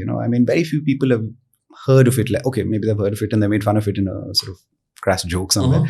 But there's so much. You drive along the Karbar coast. If you're in Goa, drive up to Mangalore, take the Karbar coastline and just drive. Yeah. It's spectacular. Yeah, it's spectacular. It'll leave you completely enthralled with how magical our country is. Do it during the monsoons when it's raining. It's an experience that you've never had anywhere in the world. No matter how many, I've gone to, 50, 60 countries. I've lost count. But, those sites that you'll see in India, you won't see anywhere else. So it's very important that we start sort of appreciating what lies in our own backyard before we sort of consider hopping a flight to one of these fancy destinations. What are some of the banned books that you read as a kid? Because I remember I read Khushwant Singh. I was forbidden to read him, but I still read him. I've read pretty much every book that has been banned in that sense. Satanic Verses, for instance, right? Good book. It's talked about so much. Is it a good book? Is it? Rushdie is one of the brightest minds there is. Yeah. One of the brightest minds there is. Just in terms of being able to articulate his very prickly perspective sometimes. There are very few who can contend with the capacity to put prose so powerfully, right? Midnight's Children. I think it's an incredible book. So ban. I'm not like one of those pleasure seekers. Ki yaar ye 100 kitabein ban hui hai to main padhunga, and. There've been several texts over the years, but no, nothing. I'm not. That's not my fascination. I read anything and everything. Like these books behind you. I was just sort of, while we were having the conversation, sort of peering through some of them. Now, Shantaram. Once a book becomes popular, then everyone wants to buy it and read it. Right. But The Art of the Story, for instance, it's a great book. I don't know if you've actually happened upon it. Actually, I bought it. And I was like, this is so.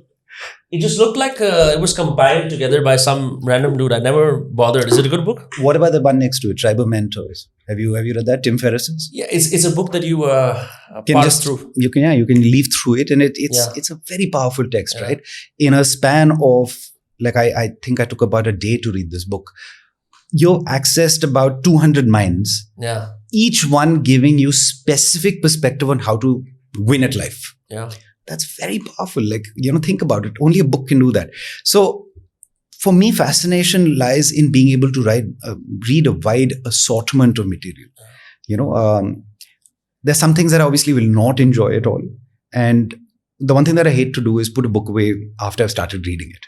So now you do cover to cover no matter what. No, not anymore. Not anymore. There was a time when I would suffer through a book. We need to do this. Yeah. Maybe it's an OCD of some nature. That I can't leave any of those pages untouched. That is there. But now I'm a little more mindful of what I'd pick up. I remember a few years ago I started downloading Oscar Wilde's books, and I was not aware of his game, quote unquote. And I read The Picture of Dorian Gray. Right. And I have highlights of his sentences. The book, the story, the plot is amazing, of course. But the way he shapes sentences is always a commentary on society in a very clever, satirical way. Sure. And I always thought Oscar Wilde, one of the few authors that they will have you read in your NCERT, CBSE English syllabus. So you don't bother. And then I was like, this guy's fascinating. Sure. Then I read Ernest, I forget, Farewell to Ernest, something like that, and a few other books. fantastic satirist. Yeah, absolutely. So Oscar Wilde, Stephen Fry. So what I'll do is I'll send you a list of authors who you should read. Sure, we'll add that in the podcast. That'll be helpful. I'll send you a couple of names that you should. But again, you have to appreciate that kind of passage, right? You sort of stumble into it. Like for some reason, I love Khushwant Singh. I'm waiting for an Indian writer to be that fearless again. Sure. In the way he does these scathing critiques of Indian, Lutein society. Sure. And he's still friends with everyone. I don't think we have that anymore. He was. See, it comes from a place of empowerment. There's nothing to fear, right? To be able to write brazenly, throwing sort of all your hoots in the wind. It's not everyone's capacity. We live in a time where you have to be very cautious. Kya bol rahe hain? Kiska naam le rahe hain? Kiska surname bol diya? People come with that fear. Now, Mr. Khushwant Singh belongs to a cadre of humans who don't care. And वो बहुत कम रह गए इस दुनिया में जिसको परवाह ही नहीं है यार कि मैं बोलूँगा I don't give a. I mean, like I sit at the complete opposite end because I'm very diplomatic. Even if I hold a personal sentiment, I won't tell anyone, right? Sure. But there's huge need. That's just my phone outside. Sorry about that. No, don't worry about it. There's this innate need for society at large to have individuals who call a spade, right? Diplomats don't win battles. They might subvert a battle for the moment, but ultimately, if you have to proceed, you have to call it for what it is. So Khushwant Singh was, one such individual. I think he just had the capacity to. Obviously, there was pleasure, for strain sort reading it because he was telling you about society and he was telling you about things that you found fascinating. Well, he was talking about sex so openly. Yeah, for an Indian society to do that. But he took names. He took several names without hesitating, which is not something you see very often. Yeah. So that is something that I think in many ways is the need of the hour as well. Yeah, I also think. I mean, I speak to lots of young people, and they're very like the fiction as an art form, at least for younger men, is dying. Really, you think so? Yeah, because they won't read fiction unless it comes from an older man who they respect. Right. It isn't like, okay, I want to read a story. Well, okay, now I can watch a video. Women still read fiction. Women read far more fiction than men do, and sometimes I want to read a story because I'm sick of someone explaining a concept to me in a book. So, okay, this is a book about the psychology of persuasion. Fantastic book, sure, reference book. Sure. I'm going to use it when I make content or when I make an ad. But do I want to just go through a series of those books? What about I read James Baldwin. I thought, yeah, he American writer. He's going to make very American stories that I've already read plenty of. Then I read Giovanni's Room. It's this book about a young American who falls in love with this Italian waiter in France. And this young American is obviously closeted gay, but he hides it. And every page is dog-eared because it's so good. All right. And I was like, yeah, James Baldwin? Like, you would assume, okay, black writer, he's going to talk about his faith, he's going to talk about being gay. None of that. Right. So I was blown completely by surprise. What are some other writers for you that have done the same for you? For me, I think a lot of Indian writers, I started leaning in towards Indian literature very actively. So Rohit on Mystery. Rohit on? Mystery.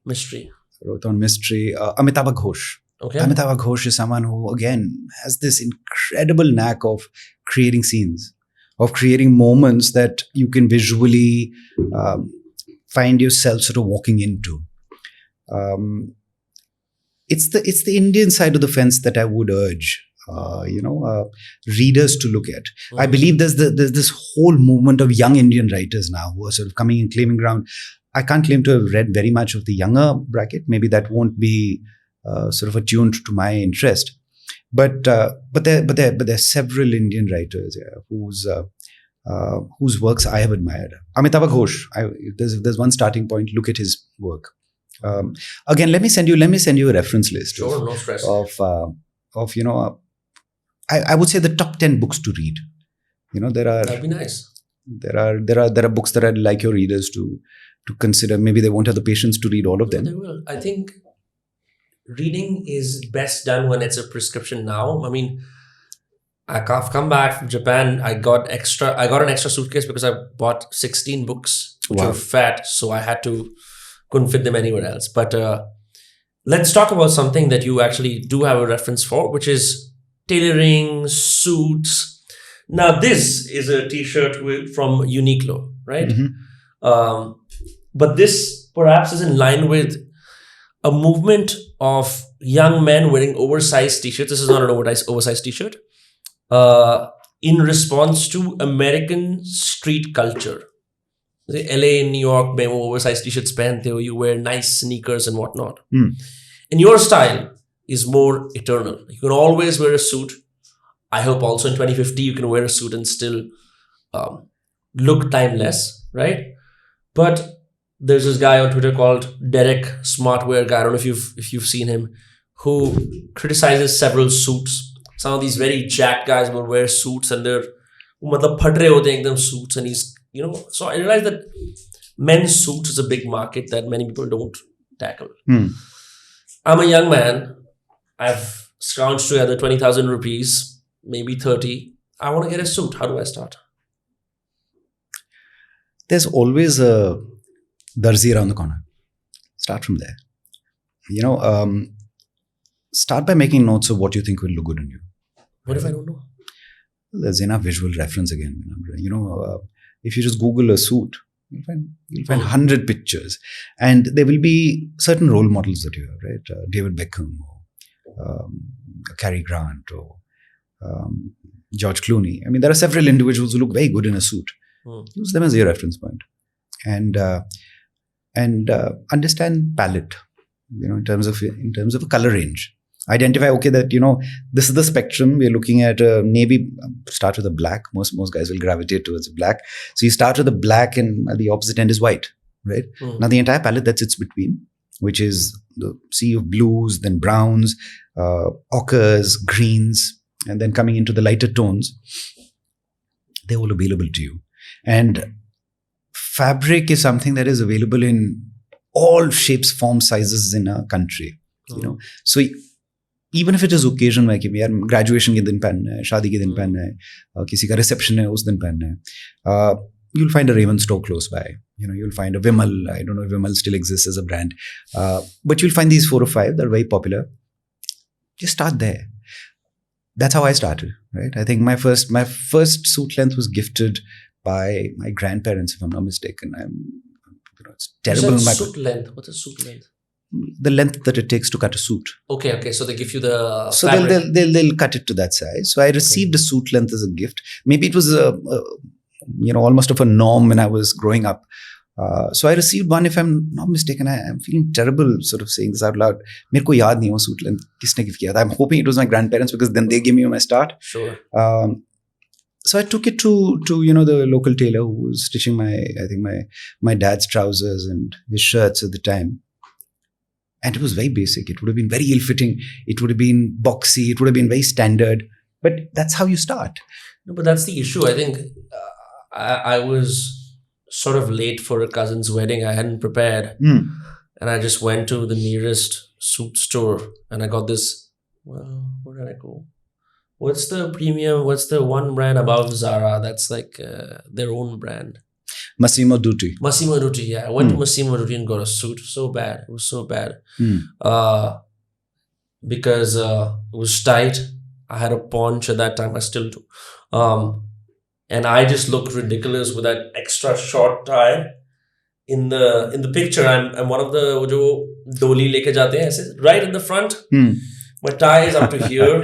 Right. Fat, like white shirt है वो फट रही है. The suit is barely fitting. And in my eyes, I was like, okay, I'm a fast buyer. फटाफट लूंगा, shoot आ जाऊंगा. I spent a lot of money on it. Sure. I was like, damn, I shouldn't. And then every one of my friends were like, I made the same mistake in Sri Lanka for a friend's wedding. Like last minute, मैंने फटाफट एक suit ले लिया. Like, bro, you're on camera all the time. You should get custom fitting suits. क्या कर रहा है तू? And so this other suit that I bought also got wasted. And I'm like, fuck, I'm getting all these ill-fitted suits. But how do I make it for my physique? Because I'm right now skinny fat with no signs of getting stronger. So Vinamre, there's a suit for everyone. And everyone can look good in a suit irrespective of their body structure and their type. There's no question about that, right? As far as the journey goes, sure, I think ready-made is the easy go-to. एक Zara हो गया, जो भी हो गया, whatever you find within access, start from there. But use that as a learning ground. You must understand it's a journey, right? I would suggest always go to a tailor. even if it's an absolute run-of-the-mill tailor, it's not going to be terribly expensive, but you'll get a sense of what a tailored suit fits like. वो shoulders का थोड़ा सा कायदा लेके, cutting होगी, arm hole आपका जो होगा, sleeves के length होंगे, where does the button sit, what is the length of the jacket, all of these things can be adjusted, right? So start off with understanding your body type. Where do you stand? Are you skinny? Are you wide framed? Are you slightly sort of midriff heavy? Whatever your challenges are, start with an understanding and try and find a parallel who you can find pictures of in a suit. Sure. Right?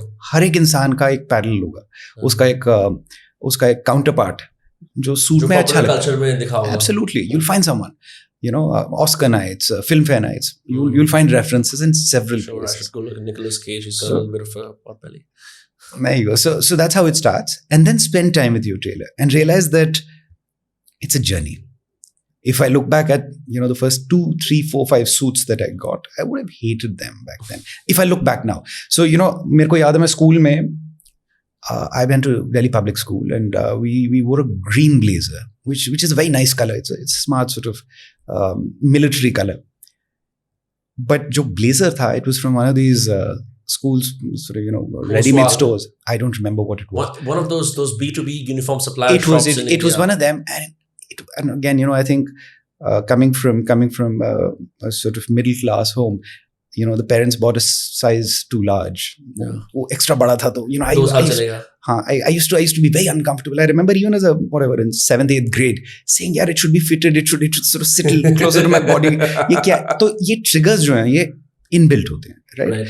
So I obviously am removed from the general, but my submission, and this is something that I tell friends, is go and experience it till you don't make time to understand your body and respect it enough to present it well enough. You're not going to make the impact in your own mind, as strongly as you should. It's the equivalent of, being well turned out, Vinamre, is the equivalent of brushing your teeth. Would you leave home without brushing your teeth? No. So the same. Don't leave home without looking good. And good is relative. I might be wearing, a Uniqlo t-shirt with jeans, but I'll make sure that it's looking good. वो झल्लापन जो है वो होना ही नहीं चाहिए radar पे. Right? Respect yourself enough. It's a form of self-respect. Would you let someone give you a gali on the road? No, na. It will khatkegi na. So it's the same thing. You need to be considerate to your being, and that comes only when you dress yourself well, when you speak well, when you behave well around others. It's such a powerful hack. Last night, just as you were awake in your study, I was awake in my room, and I was watching a course on this woman was talking about social media fame. Does a very interesting job. She talks about this thing called celebrity energy, and she's gotten all her clients on red carpets and whatnot. So she's watching a video, and she said, "How you show up to this is how you show up to your goals. You can show like ye sab bolte hain."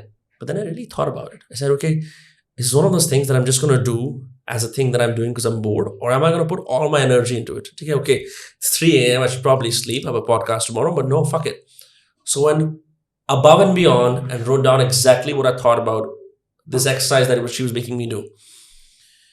And then I thought about how my life has changed ever since I got these 3 custom-made outfits from my friend.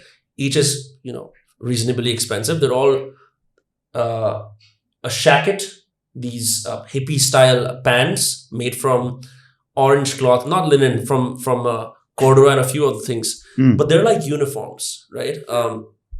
And I worn them for days on end. It's not a suit. It's a uniform. It's like a, जैसे वो अमजद खान पहनता था पुराने ज़माने में. It's like that.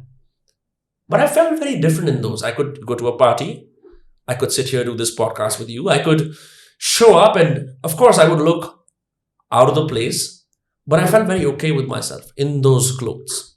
And I felt like people don't use this enough because, the sign of success is a Mark Zuckerberg with a great t-shirt, that these things are often reserved to an older world that most people would dismiss, that being unkempt is perhaps a sign of I'm working too hard, so I don't even have time to look at my appearance. Sure. I think there is obviously this reliance upon the billionaires being turned out very casually. right? As the go-to. Ki yaar, look at them, they're the richest men in the world, and they don't care about how they turn out. They're wearing a Brunello Cucinelli or a Loro Piana t-shirt that costs more than my monthly salary, but that's their uniform. And I should emulate that. Now, if that's what you wish to emulate, but you'll feel great when you wear a suit. So I wear t-shirts every other day as well. It's not like as I'm always in this. I don't sleep in a suit. I sleep in a t-shirt, right? So the power of a well-fitted suit is transformative. It is. There is no denying that. When you see yourself in a good suit, you start respecting yourself more. It's a very simple trigger.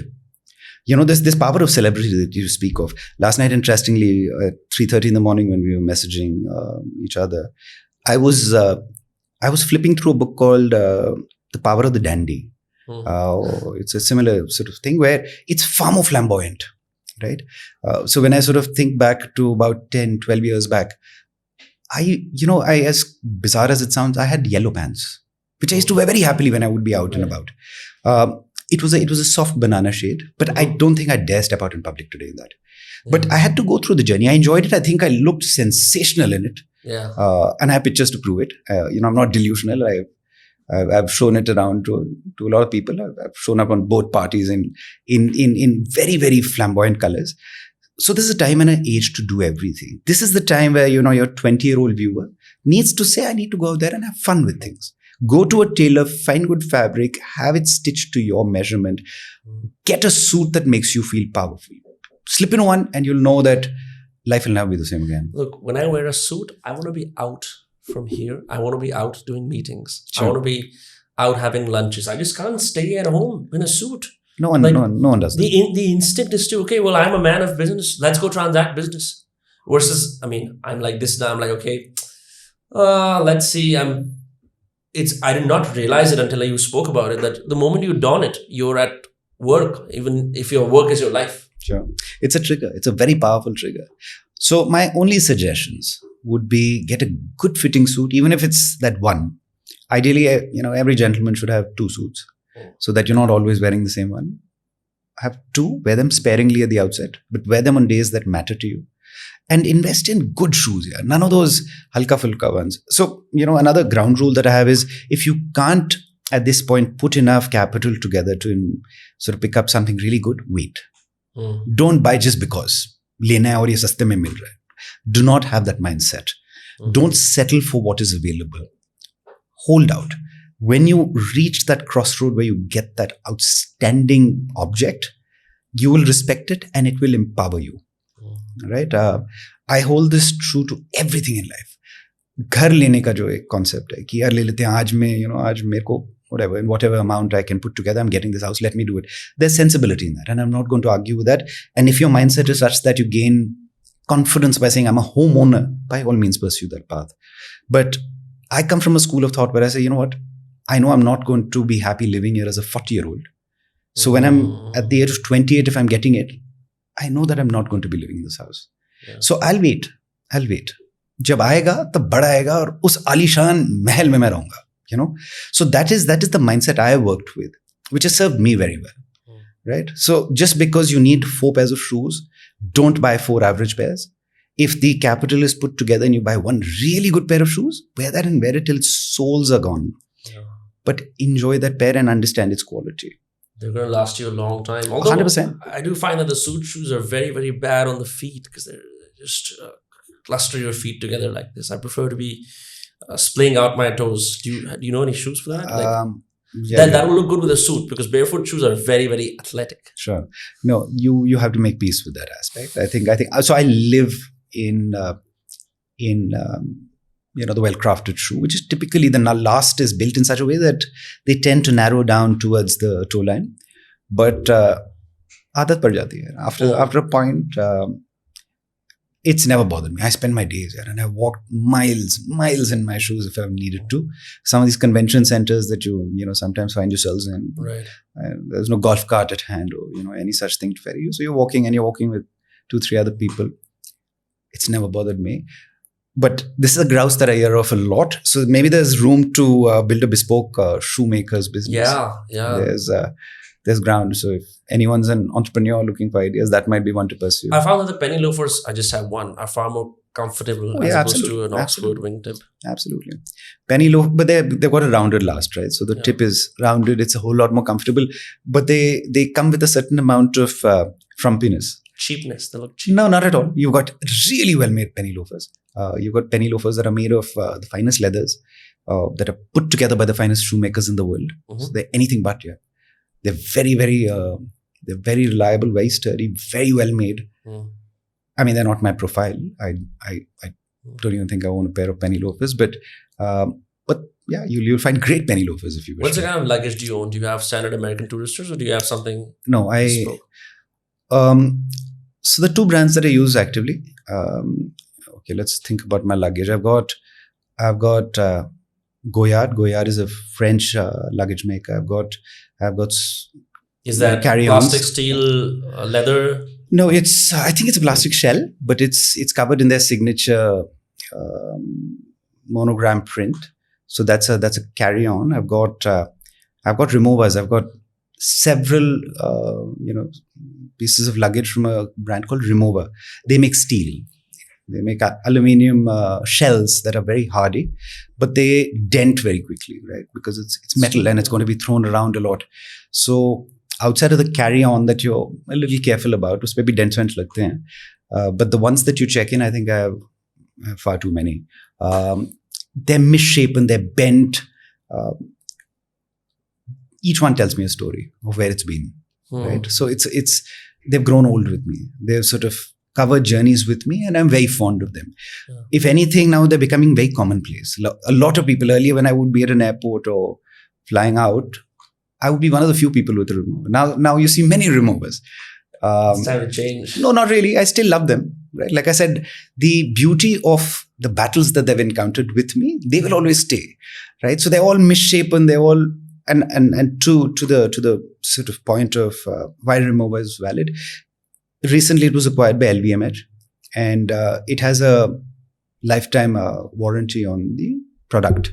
So they will, if a wheels come off, if the handles become loose, they change it free of cost for life. So they're hardy and they stand by the promise of hardiness. That's what draws me to objects to begin with. I think the promise of a lifetime, the commitment. So I'm a man of commitments. If I have just one sec. Honey? क्या हो गया?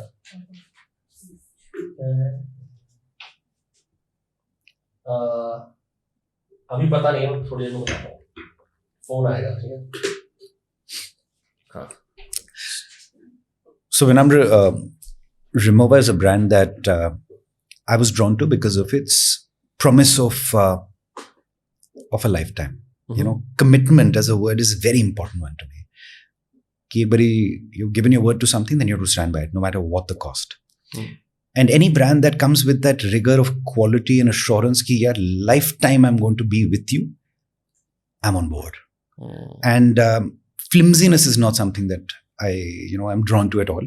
So Remover steel luggage, which comes with this assurance that it's always going to be looked after, it'll always protect it, it'll always take care of it, of whatever's inside. That was my big draw.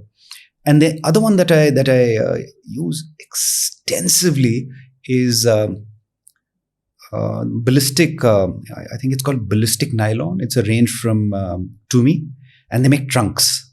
So these are expanding trunks. I've got 5-6 of those.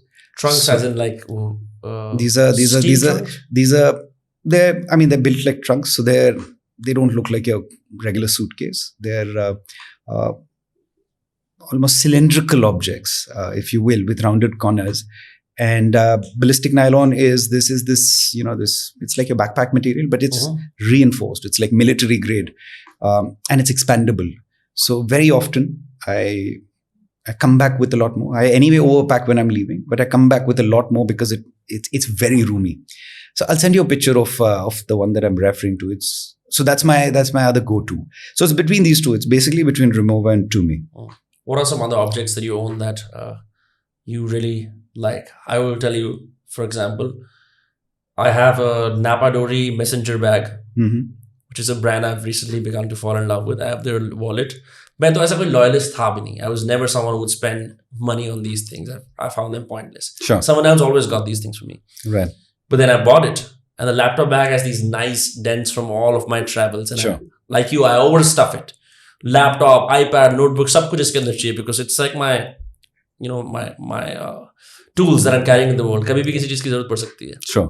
But I also have this very impractical but beautiful. It's a Grenadier carry-on suitcase that's green. Like bahar se it looks like it's got leather. It's got leather patches on the corners. It's green with brown leather patches on each side, thereby giving it a look of a very old 70s, 80s में जैसे vintage आते होंगे. And I get those two together at the airport. I love it because I can only carry 2 pairs of clothes and 1 shoes because Sure. it's that small. But every single time at the airport, आपने ये कहाँ से लिया? आपने ये कहाँ से लिया? Right. And then Napadori is not paying me, but I'm always like, oh, there's an Indian leather brand, Napadori, you should try it out. They're all intrigued by it. Sure. And they haven't sprung up as much as the other ones that you've mentioned have. Sure. So, you know, you mentioned Napadori. It's run by a friend of mine called Gautam Sinha. Mm-hmm. And what he's done is remarkable. He's created a brand from ground up, which to my mind is admirable, right? To be able to create something out of nothingness. That's very powerful. To envision something in your mind and then to sort of fashion it into something that not only has tremendous resonance within our country, but also globally. Mm-hmm. Napadori is now in several countries.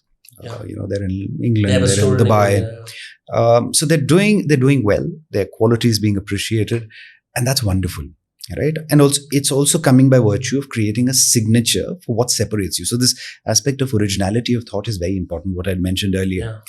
Yeah. In response to what are the things that I enjoy owning? Yeah, there are many things. You know, now luggage. I told you about a remover and a Tumi. I've got several other pieces that I like, but I don't use as much. So there's a company called Halliburton. Mm-hmm. Halliburton makes, again, reinforced metal shells. I've got a suitcase of theirs, which I just don't want to roll out because I don't want it getting scratched. It looks like something that, you know, Tony Stark would carry. Item. It's not a collectible item anywhere. It's a utilitarian item. Yeah. But मैंने कभी निकाला ही नहीं वो. Globetrotter is another brand that makes incredible suitcases. I love their suitcases. Gorkha. There's a brand called Gorkha that makes the finest leather products in the world. I've got several items from Gorkha. Now, a Goyard may be very well known because it's this global giant and it's sort of synonymous with luxury. Gorkha is not necessarily regarded as a luxury play, but their quality is unbelievably beautiful.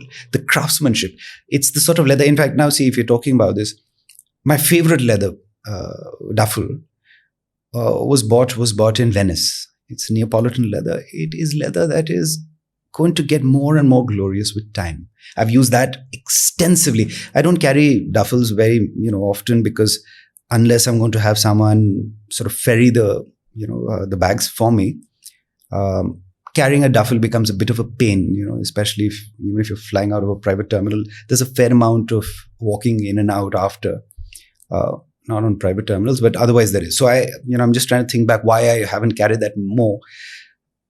It's perhaps the most beautiful item of luggage I own in my wardrobe, but it's an unknown brand. There is no brand. It's a family of craftsmen, right, who will remain unknown. There's no branding. There's no nothing.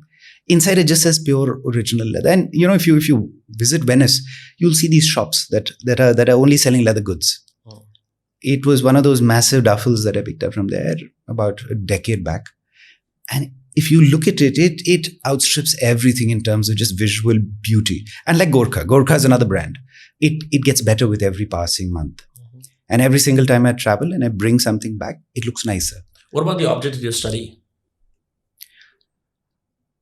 Vinamre, I'm a hoarder. I'm a collector of memories. Mm-hmm. And I like to link memories to a material object.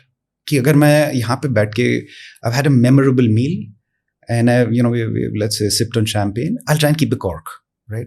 वो किसी एक drawer में पड़ा होगा. That when I open it, without even thinking about it, मैं खोलूंगा और मेरे को याद आएगा. And I love, being able to, over the course of a week, revisit these places. So when I come into my den, there are 300 objects. In every direction you look, there'll be something. And each one is a beautiful memory. Sure. Right? It was maybe that time when I didn't realize मेरे को baggage restriction hoga and I won't be able to carry this within the minor restriction, whatever, 20 years back when I traveled and I had to pay and I would be like, yeah, what am I doing for this little thing? Why am I paying so much? Kyun kar raha hu? But that's a very beautiful moment in time for me, right? To be able to go and say that it was worth it. Okay, I may have spent 10,000 rupees on excess baggage for this little object, sure, which weighs a ton and looks like nothing. But usko dekh ke mujhe khushi hoti hai. And I'm surrounded by many such objects, which have spoken to my journey, spoken to, my times with my family and, people I love. Mm-hmm. And everyone, has this little special place in my heart. I can't pick one out. I can't tell you. Sure. Very difficult, although I can just imagine, but perhaps something that's very recent. Because I have a friend much like you. He's also a podcaster. His name is Ryan Misra. He gifted me. He went to a Syrian dig. He went to cross into Syria. Went to an illegal excavation that people were digging up, and he got out a small Roman shard. He got a Roman coin that is with him, but he got a Roman shard that then got evaluated by these illegal archaeologists, and they said it was 2,300 years old. So incredible. It's like that, but in that way, anything recent that strikes out could be as simple as a bill from a restaurant, just to sort of give a mental image to people. I got a parking ticket, and interestingly, I didn't have any money on hand at the time. So I usually don't have any money on hand. I'll have a card handy, and there's cash somewhere about. But as it turned out, this was a parking ticket that I was issued. Oh no! Let me tell you a more interesting story. A slightly older one, which I've sort of kept very carefully.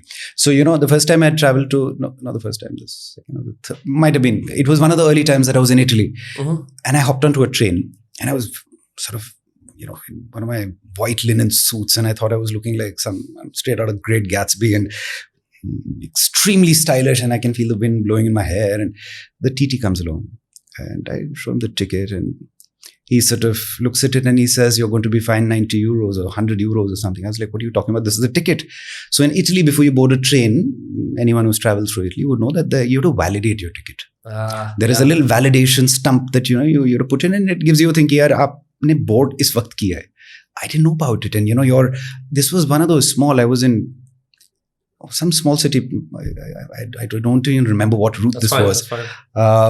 And he charged me, and again, I'm sort of wondering what is this. So he charged me, and it was a delight actually when I sort of think back. I paid him, and I sort of was laughing after that. So I've kept that stub, which is about 15, 16 years old, which I look back at and saying, you always need to be prepared. You always need to be acclimatized with the location that you're going to. Because you'll never know, right? It was the most hilarious thing, because one moment I'm thinking I'm this hero, and the next minute he's sort of, and everyone was turning to look, because in Italian he sort of he was one of those men, became very animated. And I'm trying to argue with him initially that, listen, I've got a ticket. So there was that language barrier that was playing out. So that ticket stub, I think, is one of the things that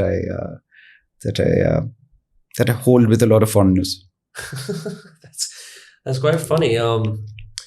But that's 10 years old, 15 years old. About 15 at least. And you've treasured it. Like if you've moved places, I've got it in a little plastic box where it's sort of sitting fine.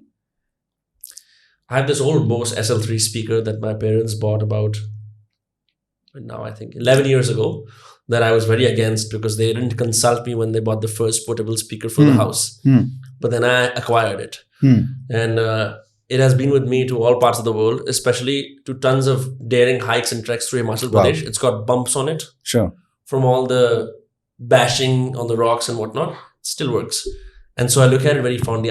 It's just that now that I'm talking to you, I realize that I never care for objects, but the ones that I care for are almost have somehow accidentally remained in my life. And they had so much meaning. It's almost like a hum yahan pe the, humne kara. They're all time capsules. Sure. So Vinamre, what's happened interestingly in my case is I'm not a photograph taker. There was a time when, like, you go crazy, you're in this really beautiful setting. Now I don't take pictures at all. I like the visual memory of it in my mind. Sure. But I like a memento of some nature, especially if I've had a really good time. So if I've discovered a new place or a restaurant, or we've had this really delightful meal that I wish to remember, then I'll take a keepsake back. But I don't take pictures anymore. So that has happened, which again is a departure from what the norm stands to be. कि यार तस्वीरें लो, एक तो अपनी लो, so I've completely fallen out of that. What do you think are some rules or principles of a gentleman, something you often talk about? I actually share this material, in response to a question that was posed to me, that what is central to being a gentleman? I think the most important thing is a code. There is a code that you have to define, and it is yours, right? It's something that you try to live by at all times. It's easier said than done, but the code emerges from what is time-tested and honed through history as being an absolute set of rules that allow you to be proud of yourself. See, Vinamre, life is very simple. Whatever we're doing to make those around us proud of us. You want your many of you all will not have children, but you want your children to be proud of you. You want your wife to be proud of you. You want your parents. Many of us won't have children. Many of your viewers will probably be young. Oh, right now I thought in terms of age, generation they're doomed to not have children. No, nothing of that sort. I hope everyone has children, because it's one of the true accomplishments, to be able to bring a human being into this world and see them grow into a fine individual. There's nothing that will give you greater pleasure. So I hope this sincerely for everyone who's young right now, who probably isn't even dating yet, that at some point, become a father, become a mother. And there are no rules. There is no guidebook to being a great parent. You'll do it instinctively. You'll always have the sense of protectionism around your child. You can take on the world for your child. I think वो जो एक अपनी आप से एक आपकी introduction होती है when you become a parent, it's incredible because you see the side of yourself that you didn't even know existed, right? As a son or a daughter, as a partner to your spouse, you see portions of your personality emerge, but the transformation that comes into gear when you become a parent, and as you see this little being sort of develop and grow and speak to you, you are introduced to a person that you never knew existed within you. So it's very powerful. It's a transformation that everyone should encounter. So to the point I was making, each one of us has a very simple criteria at core. We want to make those around us proud of us. It's usually, like in my case, when I think about it, I want my daughter to be proud of me. I want my wife to be proud of me. I want my parents to be immensely proud of me. Both sets of parents. That's it. Usse zyada kya hai? You just want them to look at you with a sense of pride. And that pride will come by you having a very clear handle on who you are as an individual and what are the things that you live by. So that code is something every gentleman should have. My code, I shared it. I think last week on my page. It abbreviates to a child's arc. A child's arc because I wrote this when I was in, I think, first to second year college. कि एक बच्चे की जो एक stubbornness होती है कि यार करना है. There's this sense of enthusiasm. There's this unbridled energy to doing something. I thought child's arc is very important because I have this childlike fascination for a lot of things. So I think it sort of amalgamated very beautifully into this abbreviation, child's arc. Child's arc is A stands for appreciation. You appreciate yourself. The starting point of anything in life is be in love with who you are as an individual. Whatever those rough edges are, whatever the rawness is, and maybe you aren't deserving of that love. Maybe you are a very crude individual, but start off by loving yourself. Make that the ground, because unless you don't have the strength to love yourself, you will not be able to do anything for anyone. First and foremost, just blindly love yourself. So appreciation of the self, most importantly. C for compassion. Care for others. Have a degree of empathy that you can increase constantly. Not to the point of destroying yourself, because to be too empathetic is also terrible. Like I can't go tipping every person who's in need along the way. But हर दिन आपको एक ऐसा कोई इंसान मिलेगा to whom you can give back, right? When I look at social media, I'm trying to give back. I know it sounds a little pompous and I'm a little embarrassed saying this out loud, but in my way, my experiences, the little that I know in life, I'd like to be able to share. So compassion is having the empathy to understand. I get, like I said, I stopped reading my DMs. You asked me how we made contact. I'm flooded with DMs. And typically they come from young boys, sometimes, girls, asking about ways, how do we? And I can't respond to all. Now I feel terrible. Now maybe, you spoke of a management team. Maybe I need to hire a few. But again, I think that personal touch will go away. So 100%. I'm at crossroads trying to understand that. So compassion. Kindness will always be the compass that will drive humanity forward. Always be kind. If you feel कि किसी ने आपका गला काटा है, be kind to that person also. Yeah, that's my belief. This law of karma and the way the sort of wheel turns, it will catch it. No one escapes that. So just be kind to a fault. H is humility. Be humble at all times. You don't know anything. You think that you've read 10 books and you know a lot. You don't know anything. Every single day will teach you that lesson. So be humble. I is for integrity.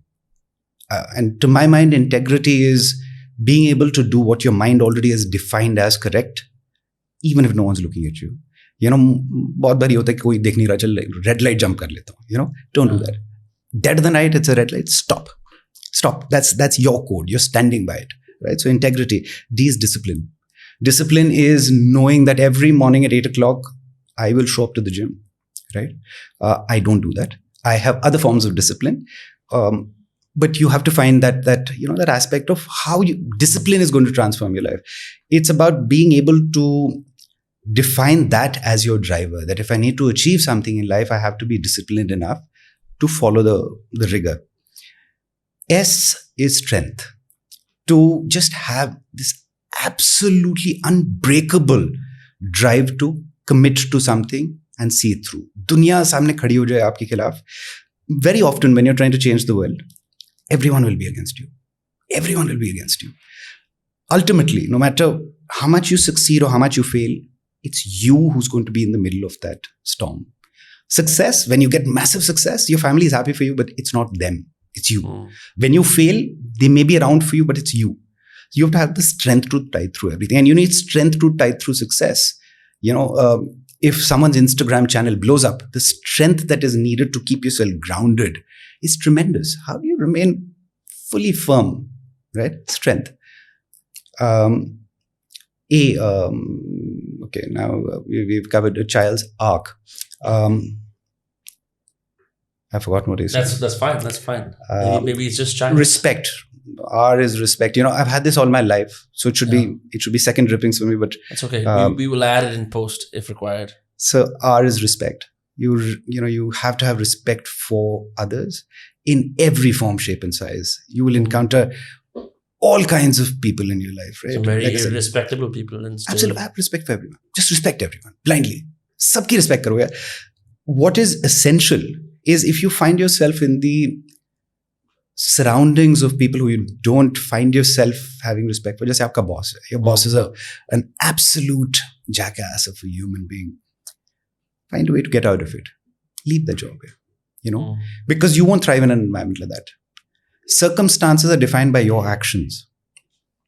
So act upon it, right? Make sure that you are always in an environment where you're respectful of others. And if you don't, change it. It will be in your hands. ठीक है, 3 महीने लगेंगे, 4 महीने लगेंगे, होगा. It will happen. You'll never find yourself bound to it. If you, heavens forbid, find yourself in a relationship that isn't working, the other person is not respectful of you, leave. So respect others and respect yourself, right? Curiosity. I think that's the summary of everything. Curiosity will take you to places that you can't even begin to imagine. Be curious about. That's been my compass in life, right? My compass will make me ask questions about everything. Everything. I very deliberately will make sure that I go to bed having asked at least a dozen questions of myself. Right? मैंने आज ये सुना था, इसका क्या मतलब है? What does that amount to? Irrespective of how busy my day has been. even in the midst of everything. And remember, we're in such an overstimulated environment at all given times, especially in a country like India. It's very easy to get lost in that chaos, right? So you have to keep your bearings. You have to always allow healthy curiosity to keep driving you forward, because every question that you get an answer to will leave you richer in some form. Kuch na kuch seekha hai maine yahan pe.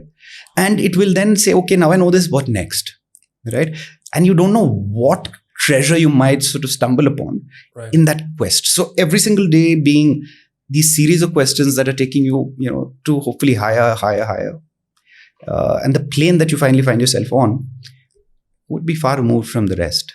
So I'm sure, I think many of us get trapped in the operational needs of our day and the obligations we have, and sort of blindly stumbling through the things we need to do to maintain that.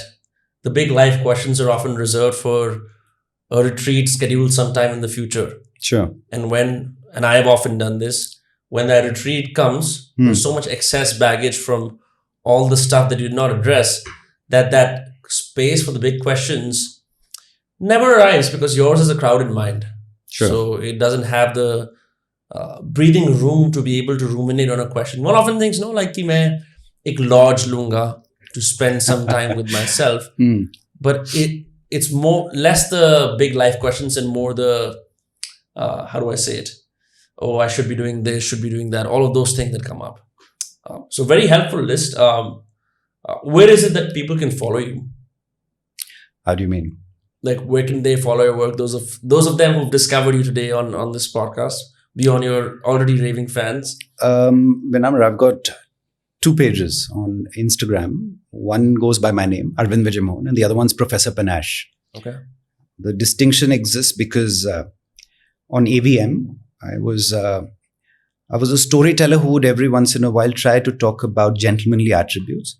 But I interestingly observed that my following was far wider than just sort of this niche, as it were, of gentlemanliness.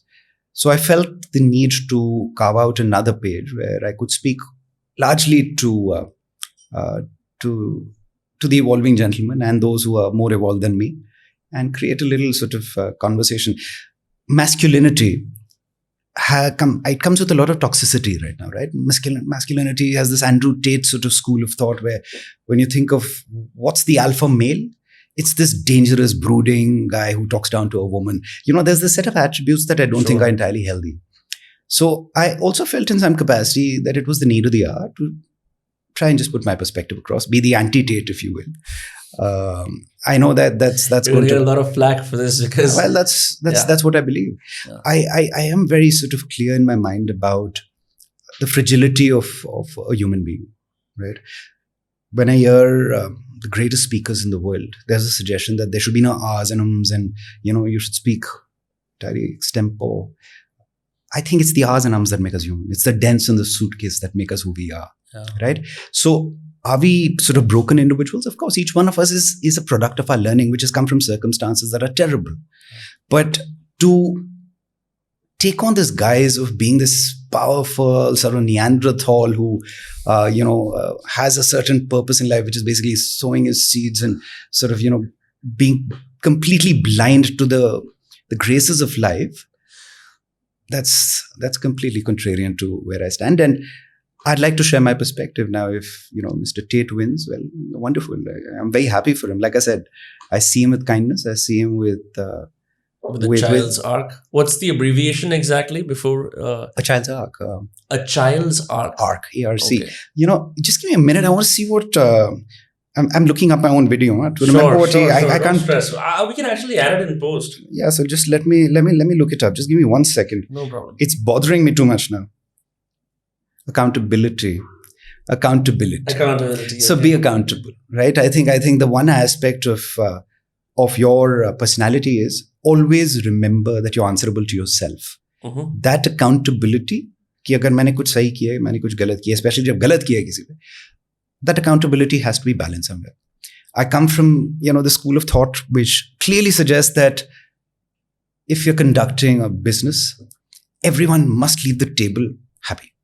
Mm-hmm. I will never, so to your point of ruthlessness, I can't operate. You're not a win-lose guy. Not at all.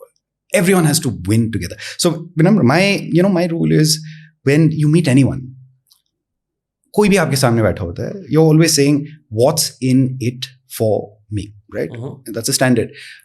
I've always started off by saying, what's in it, or rather, let's rephrase this, how can I help him? That's where I come from. I've never sort of had a strategic alliance. कि मैं ऐसे दोस्ती करूंगा, ये मेरे को उससे मिलाएगा, फायदा मिलेगा.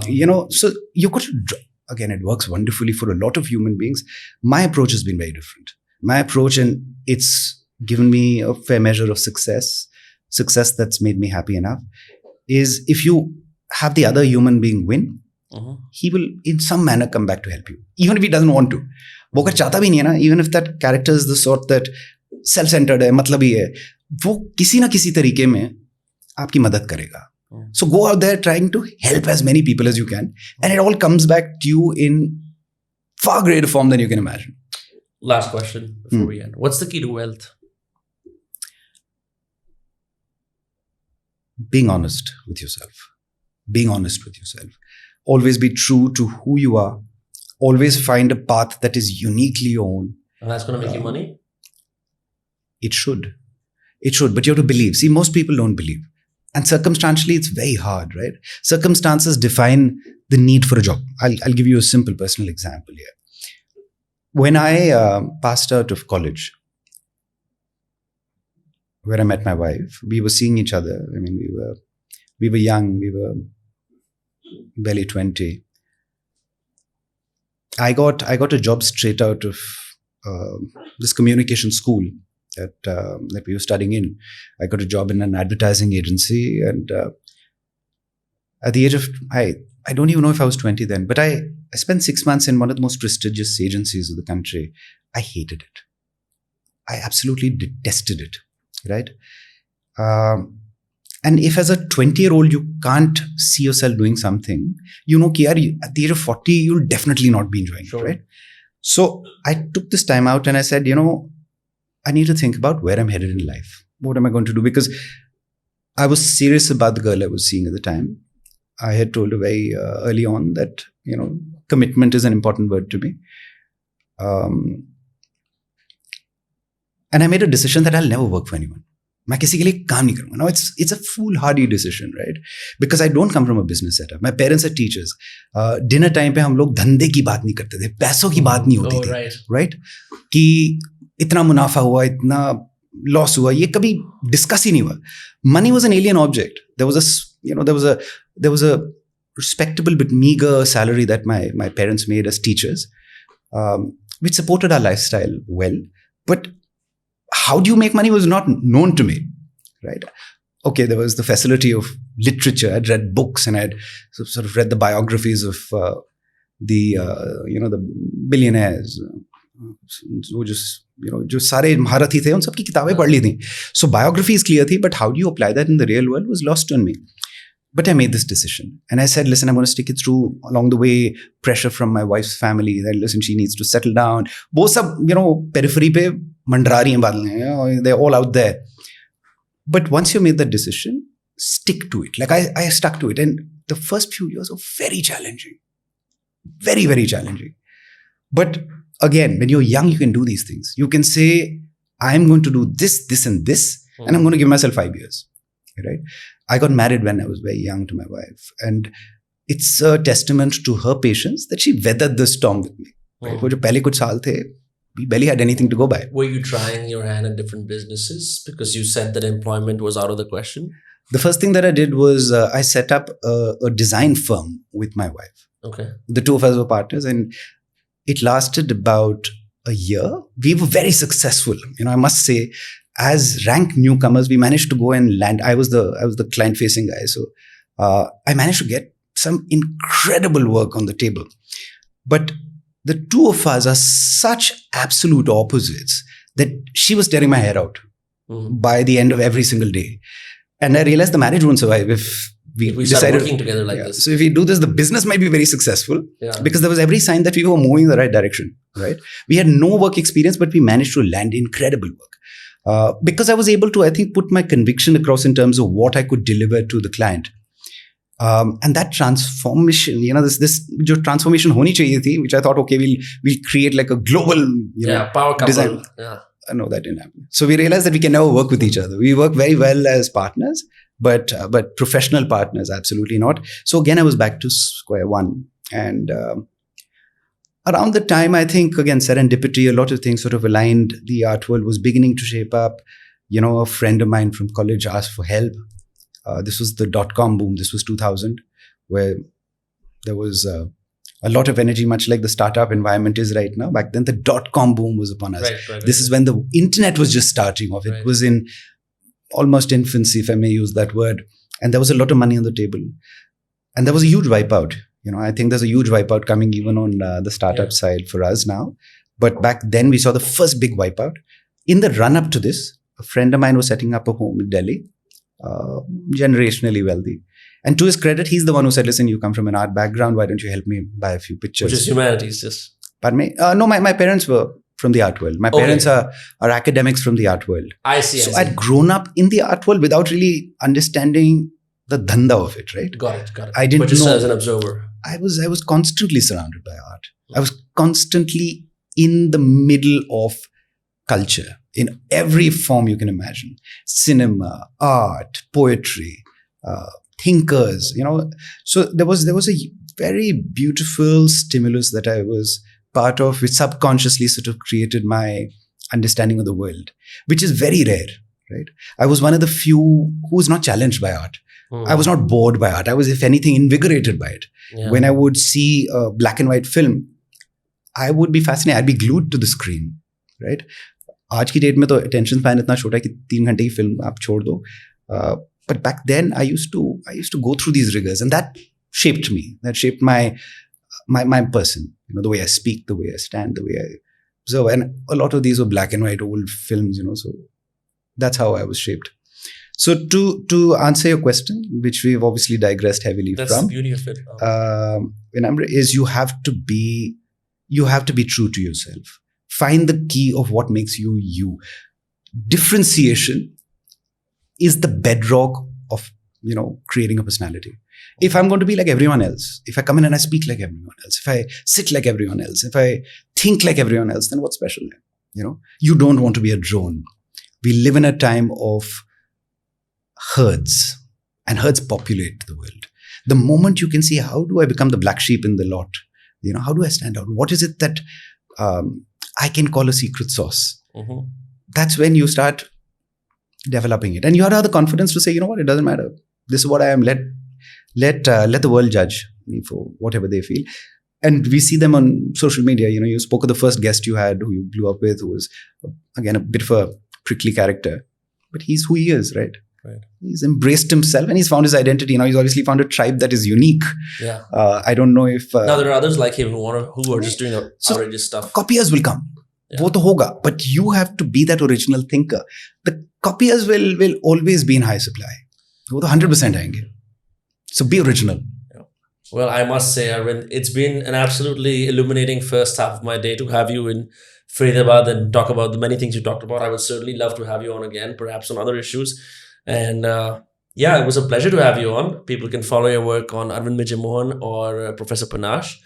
And thank you so much. Vinamre, just closing this conversation, we sort of got into this freewheeling talk without me getting the opportunity to thank you for having me. It was very kind of you to ask me to come, and it's been a delight to speak to you.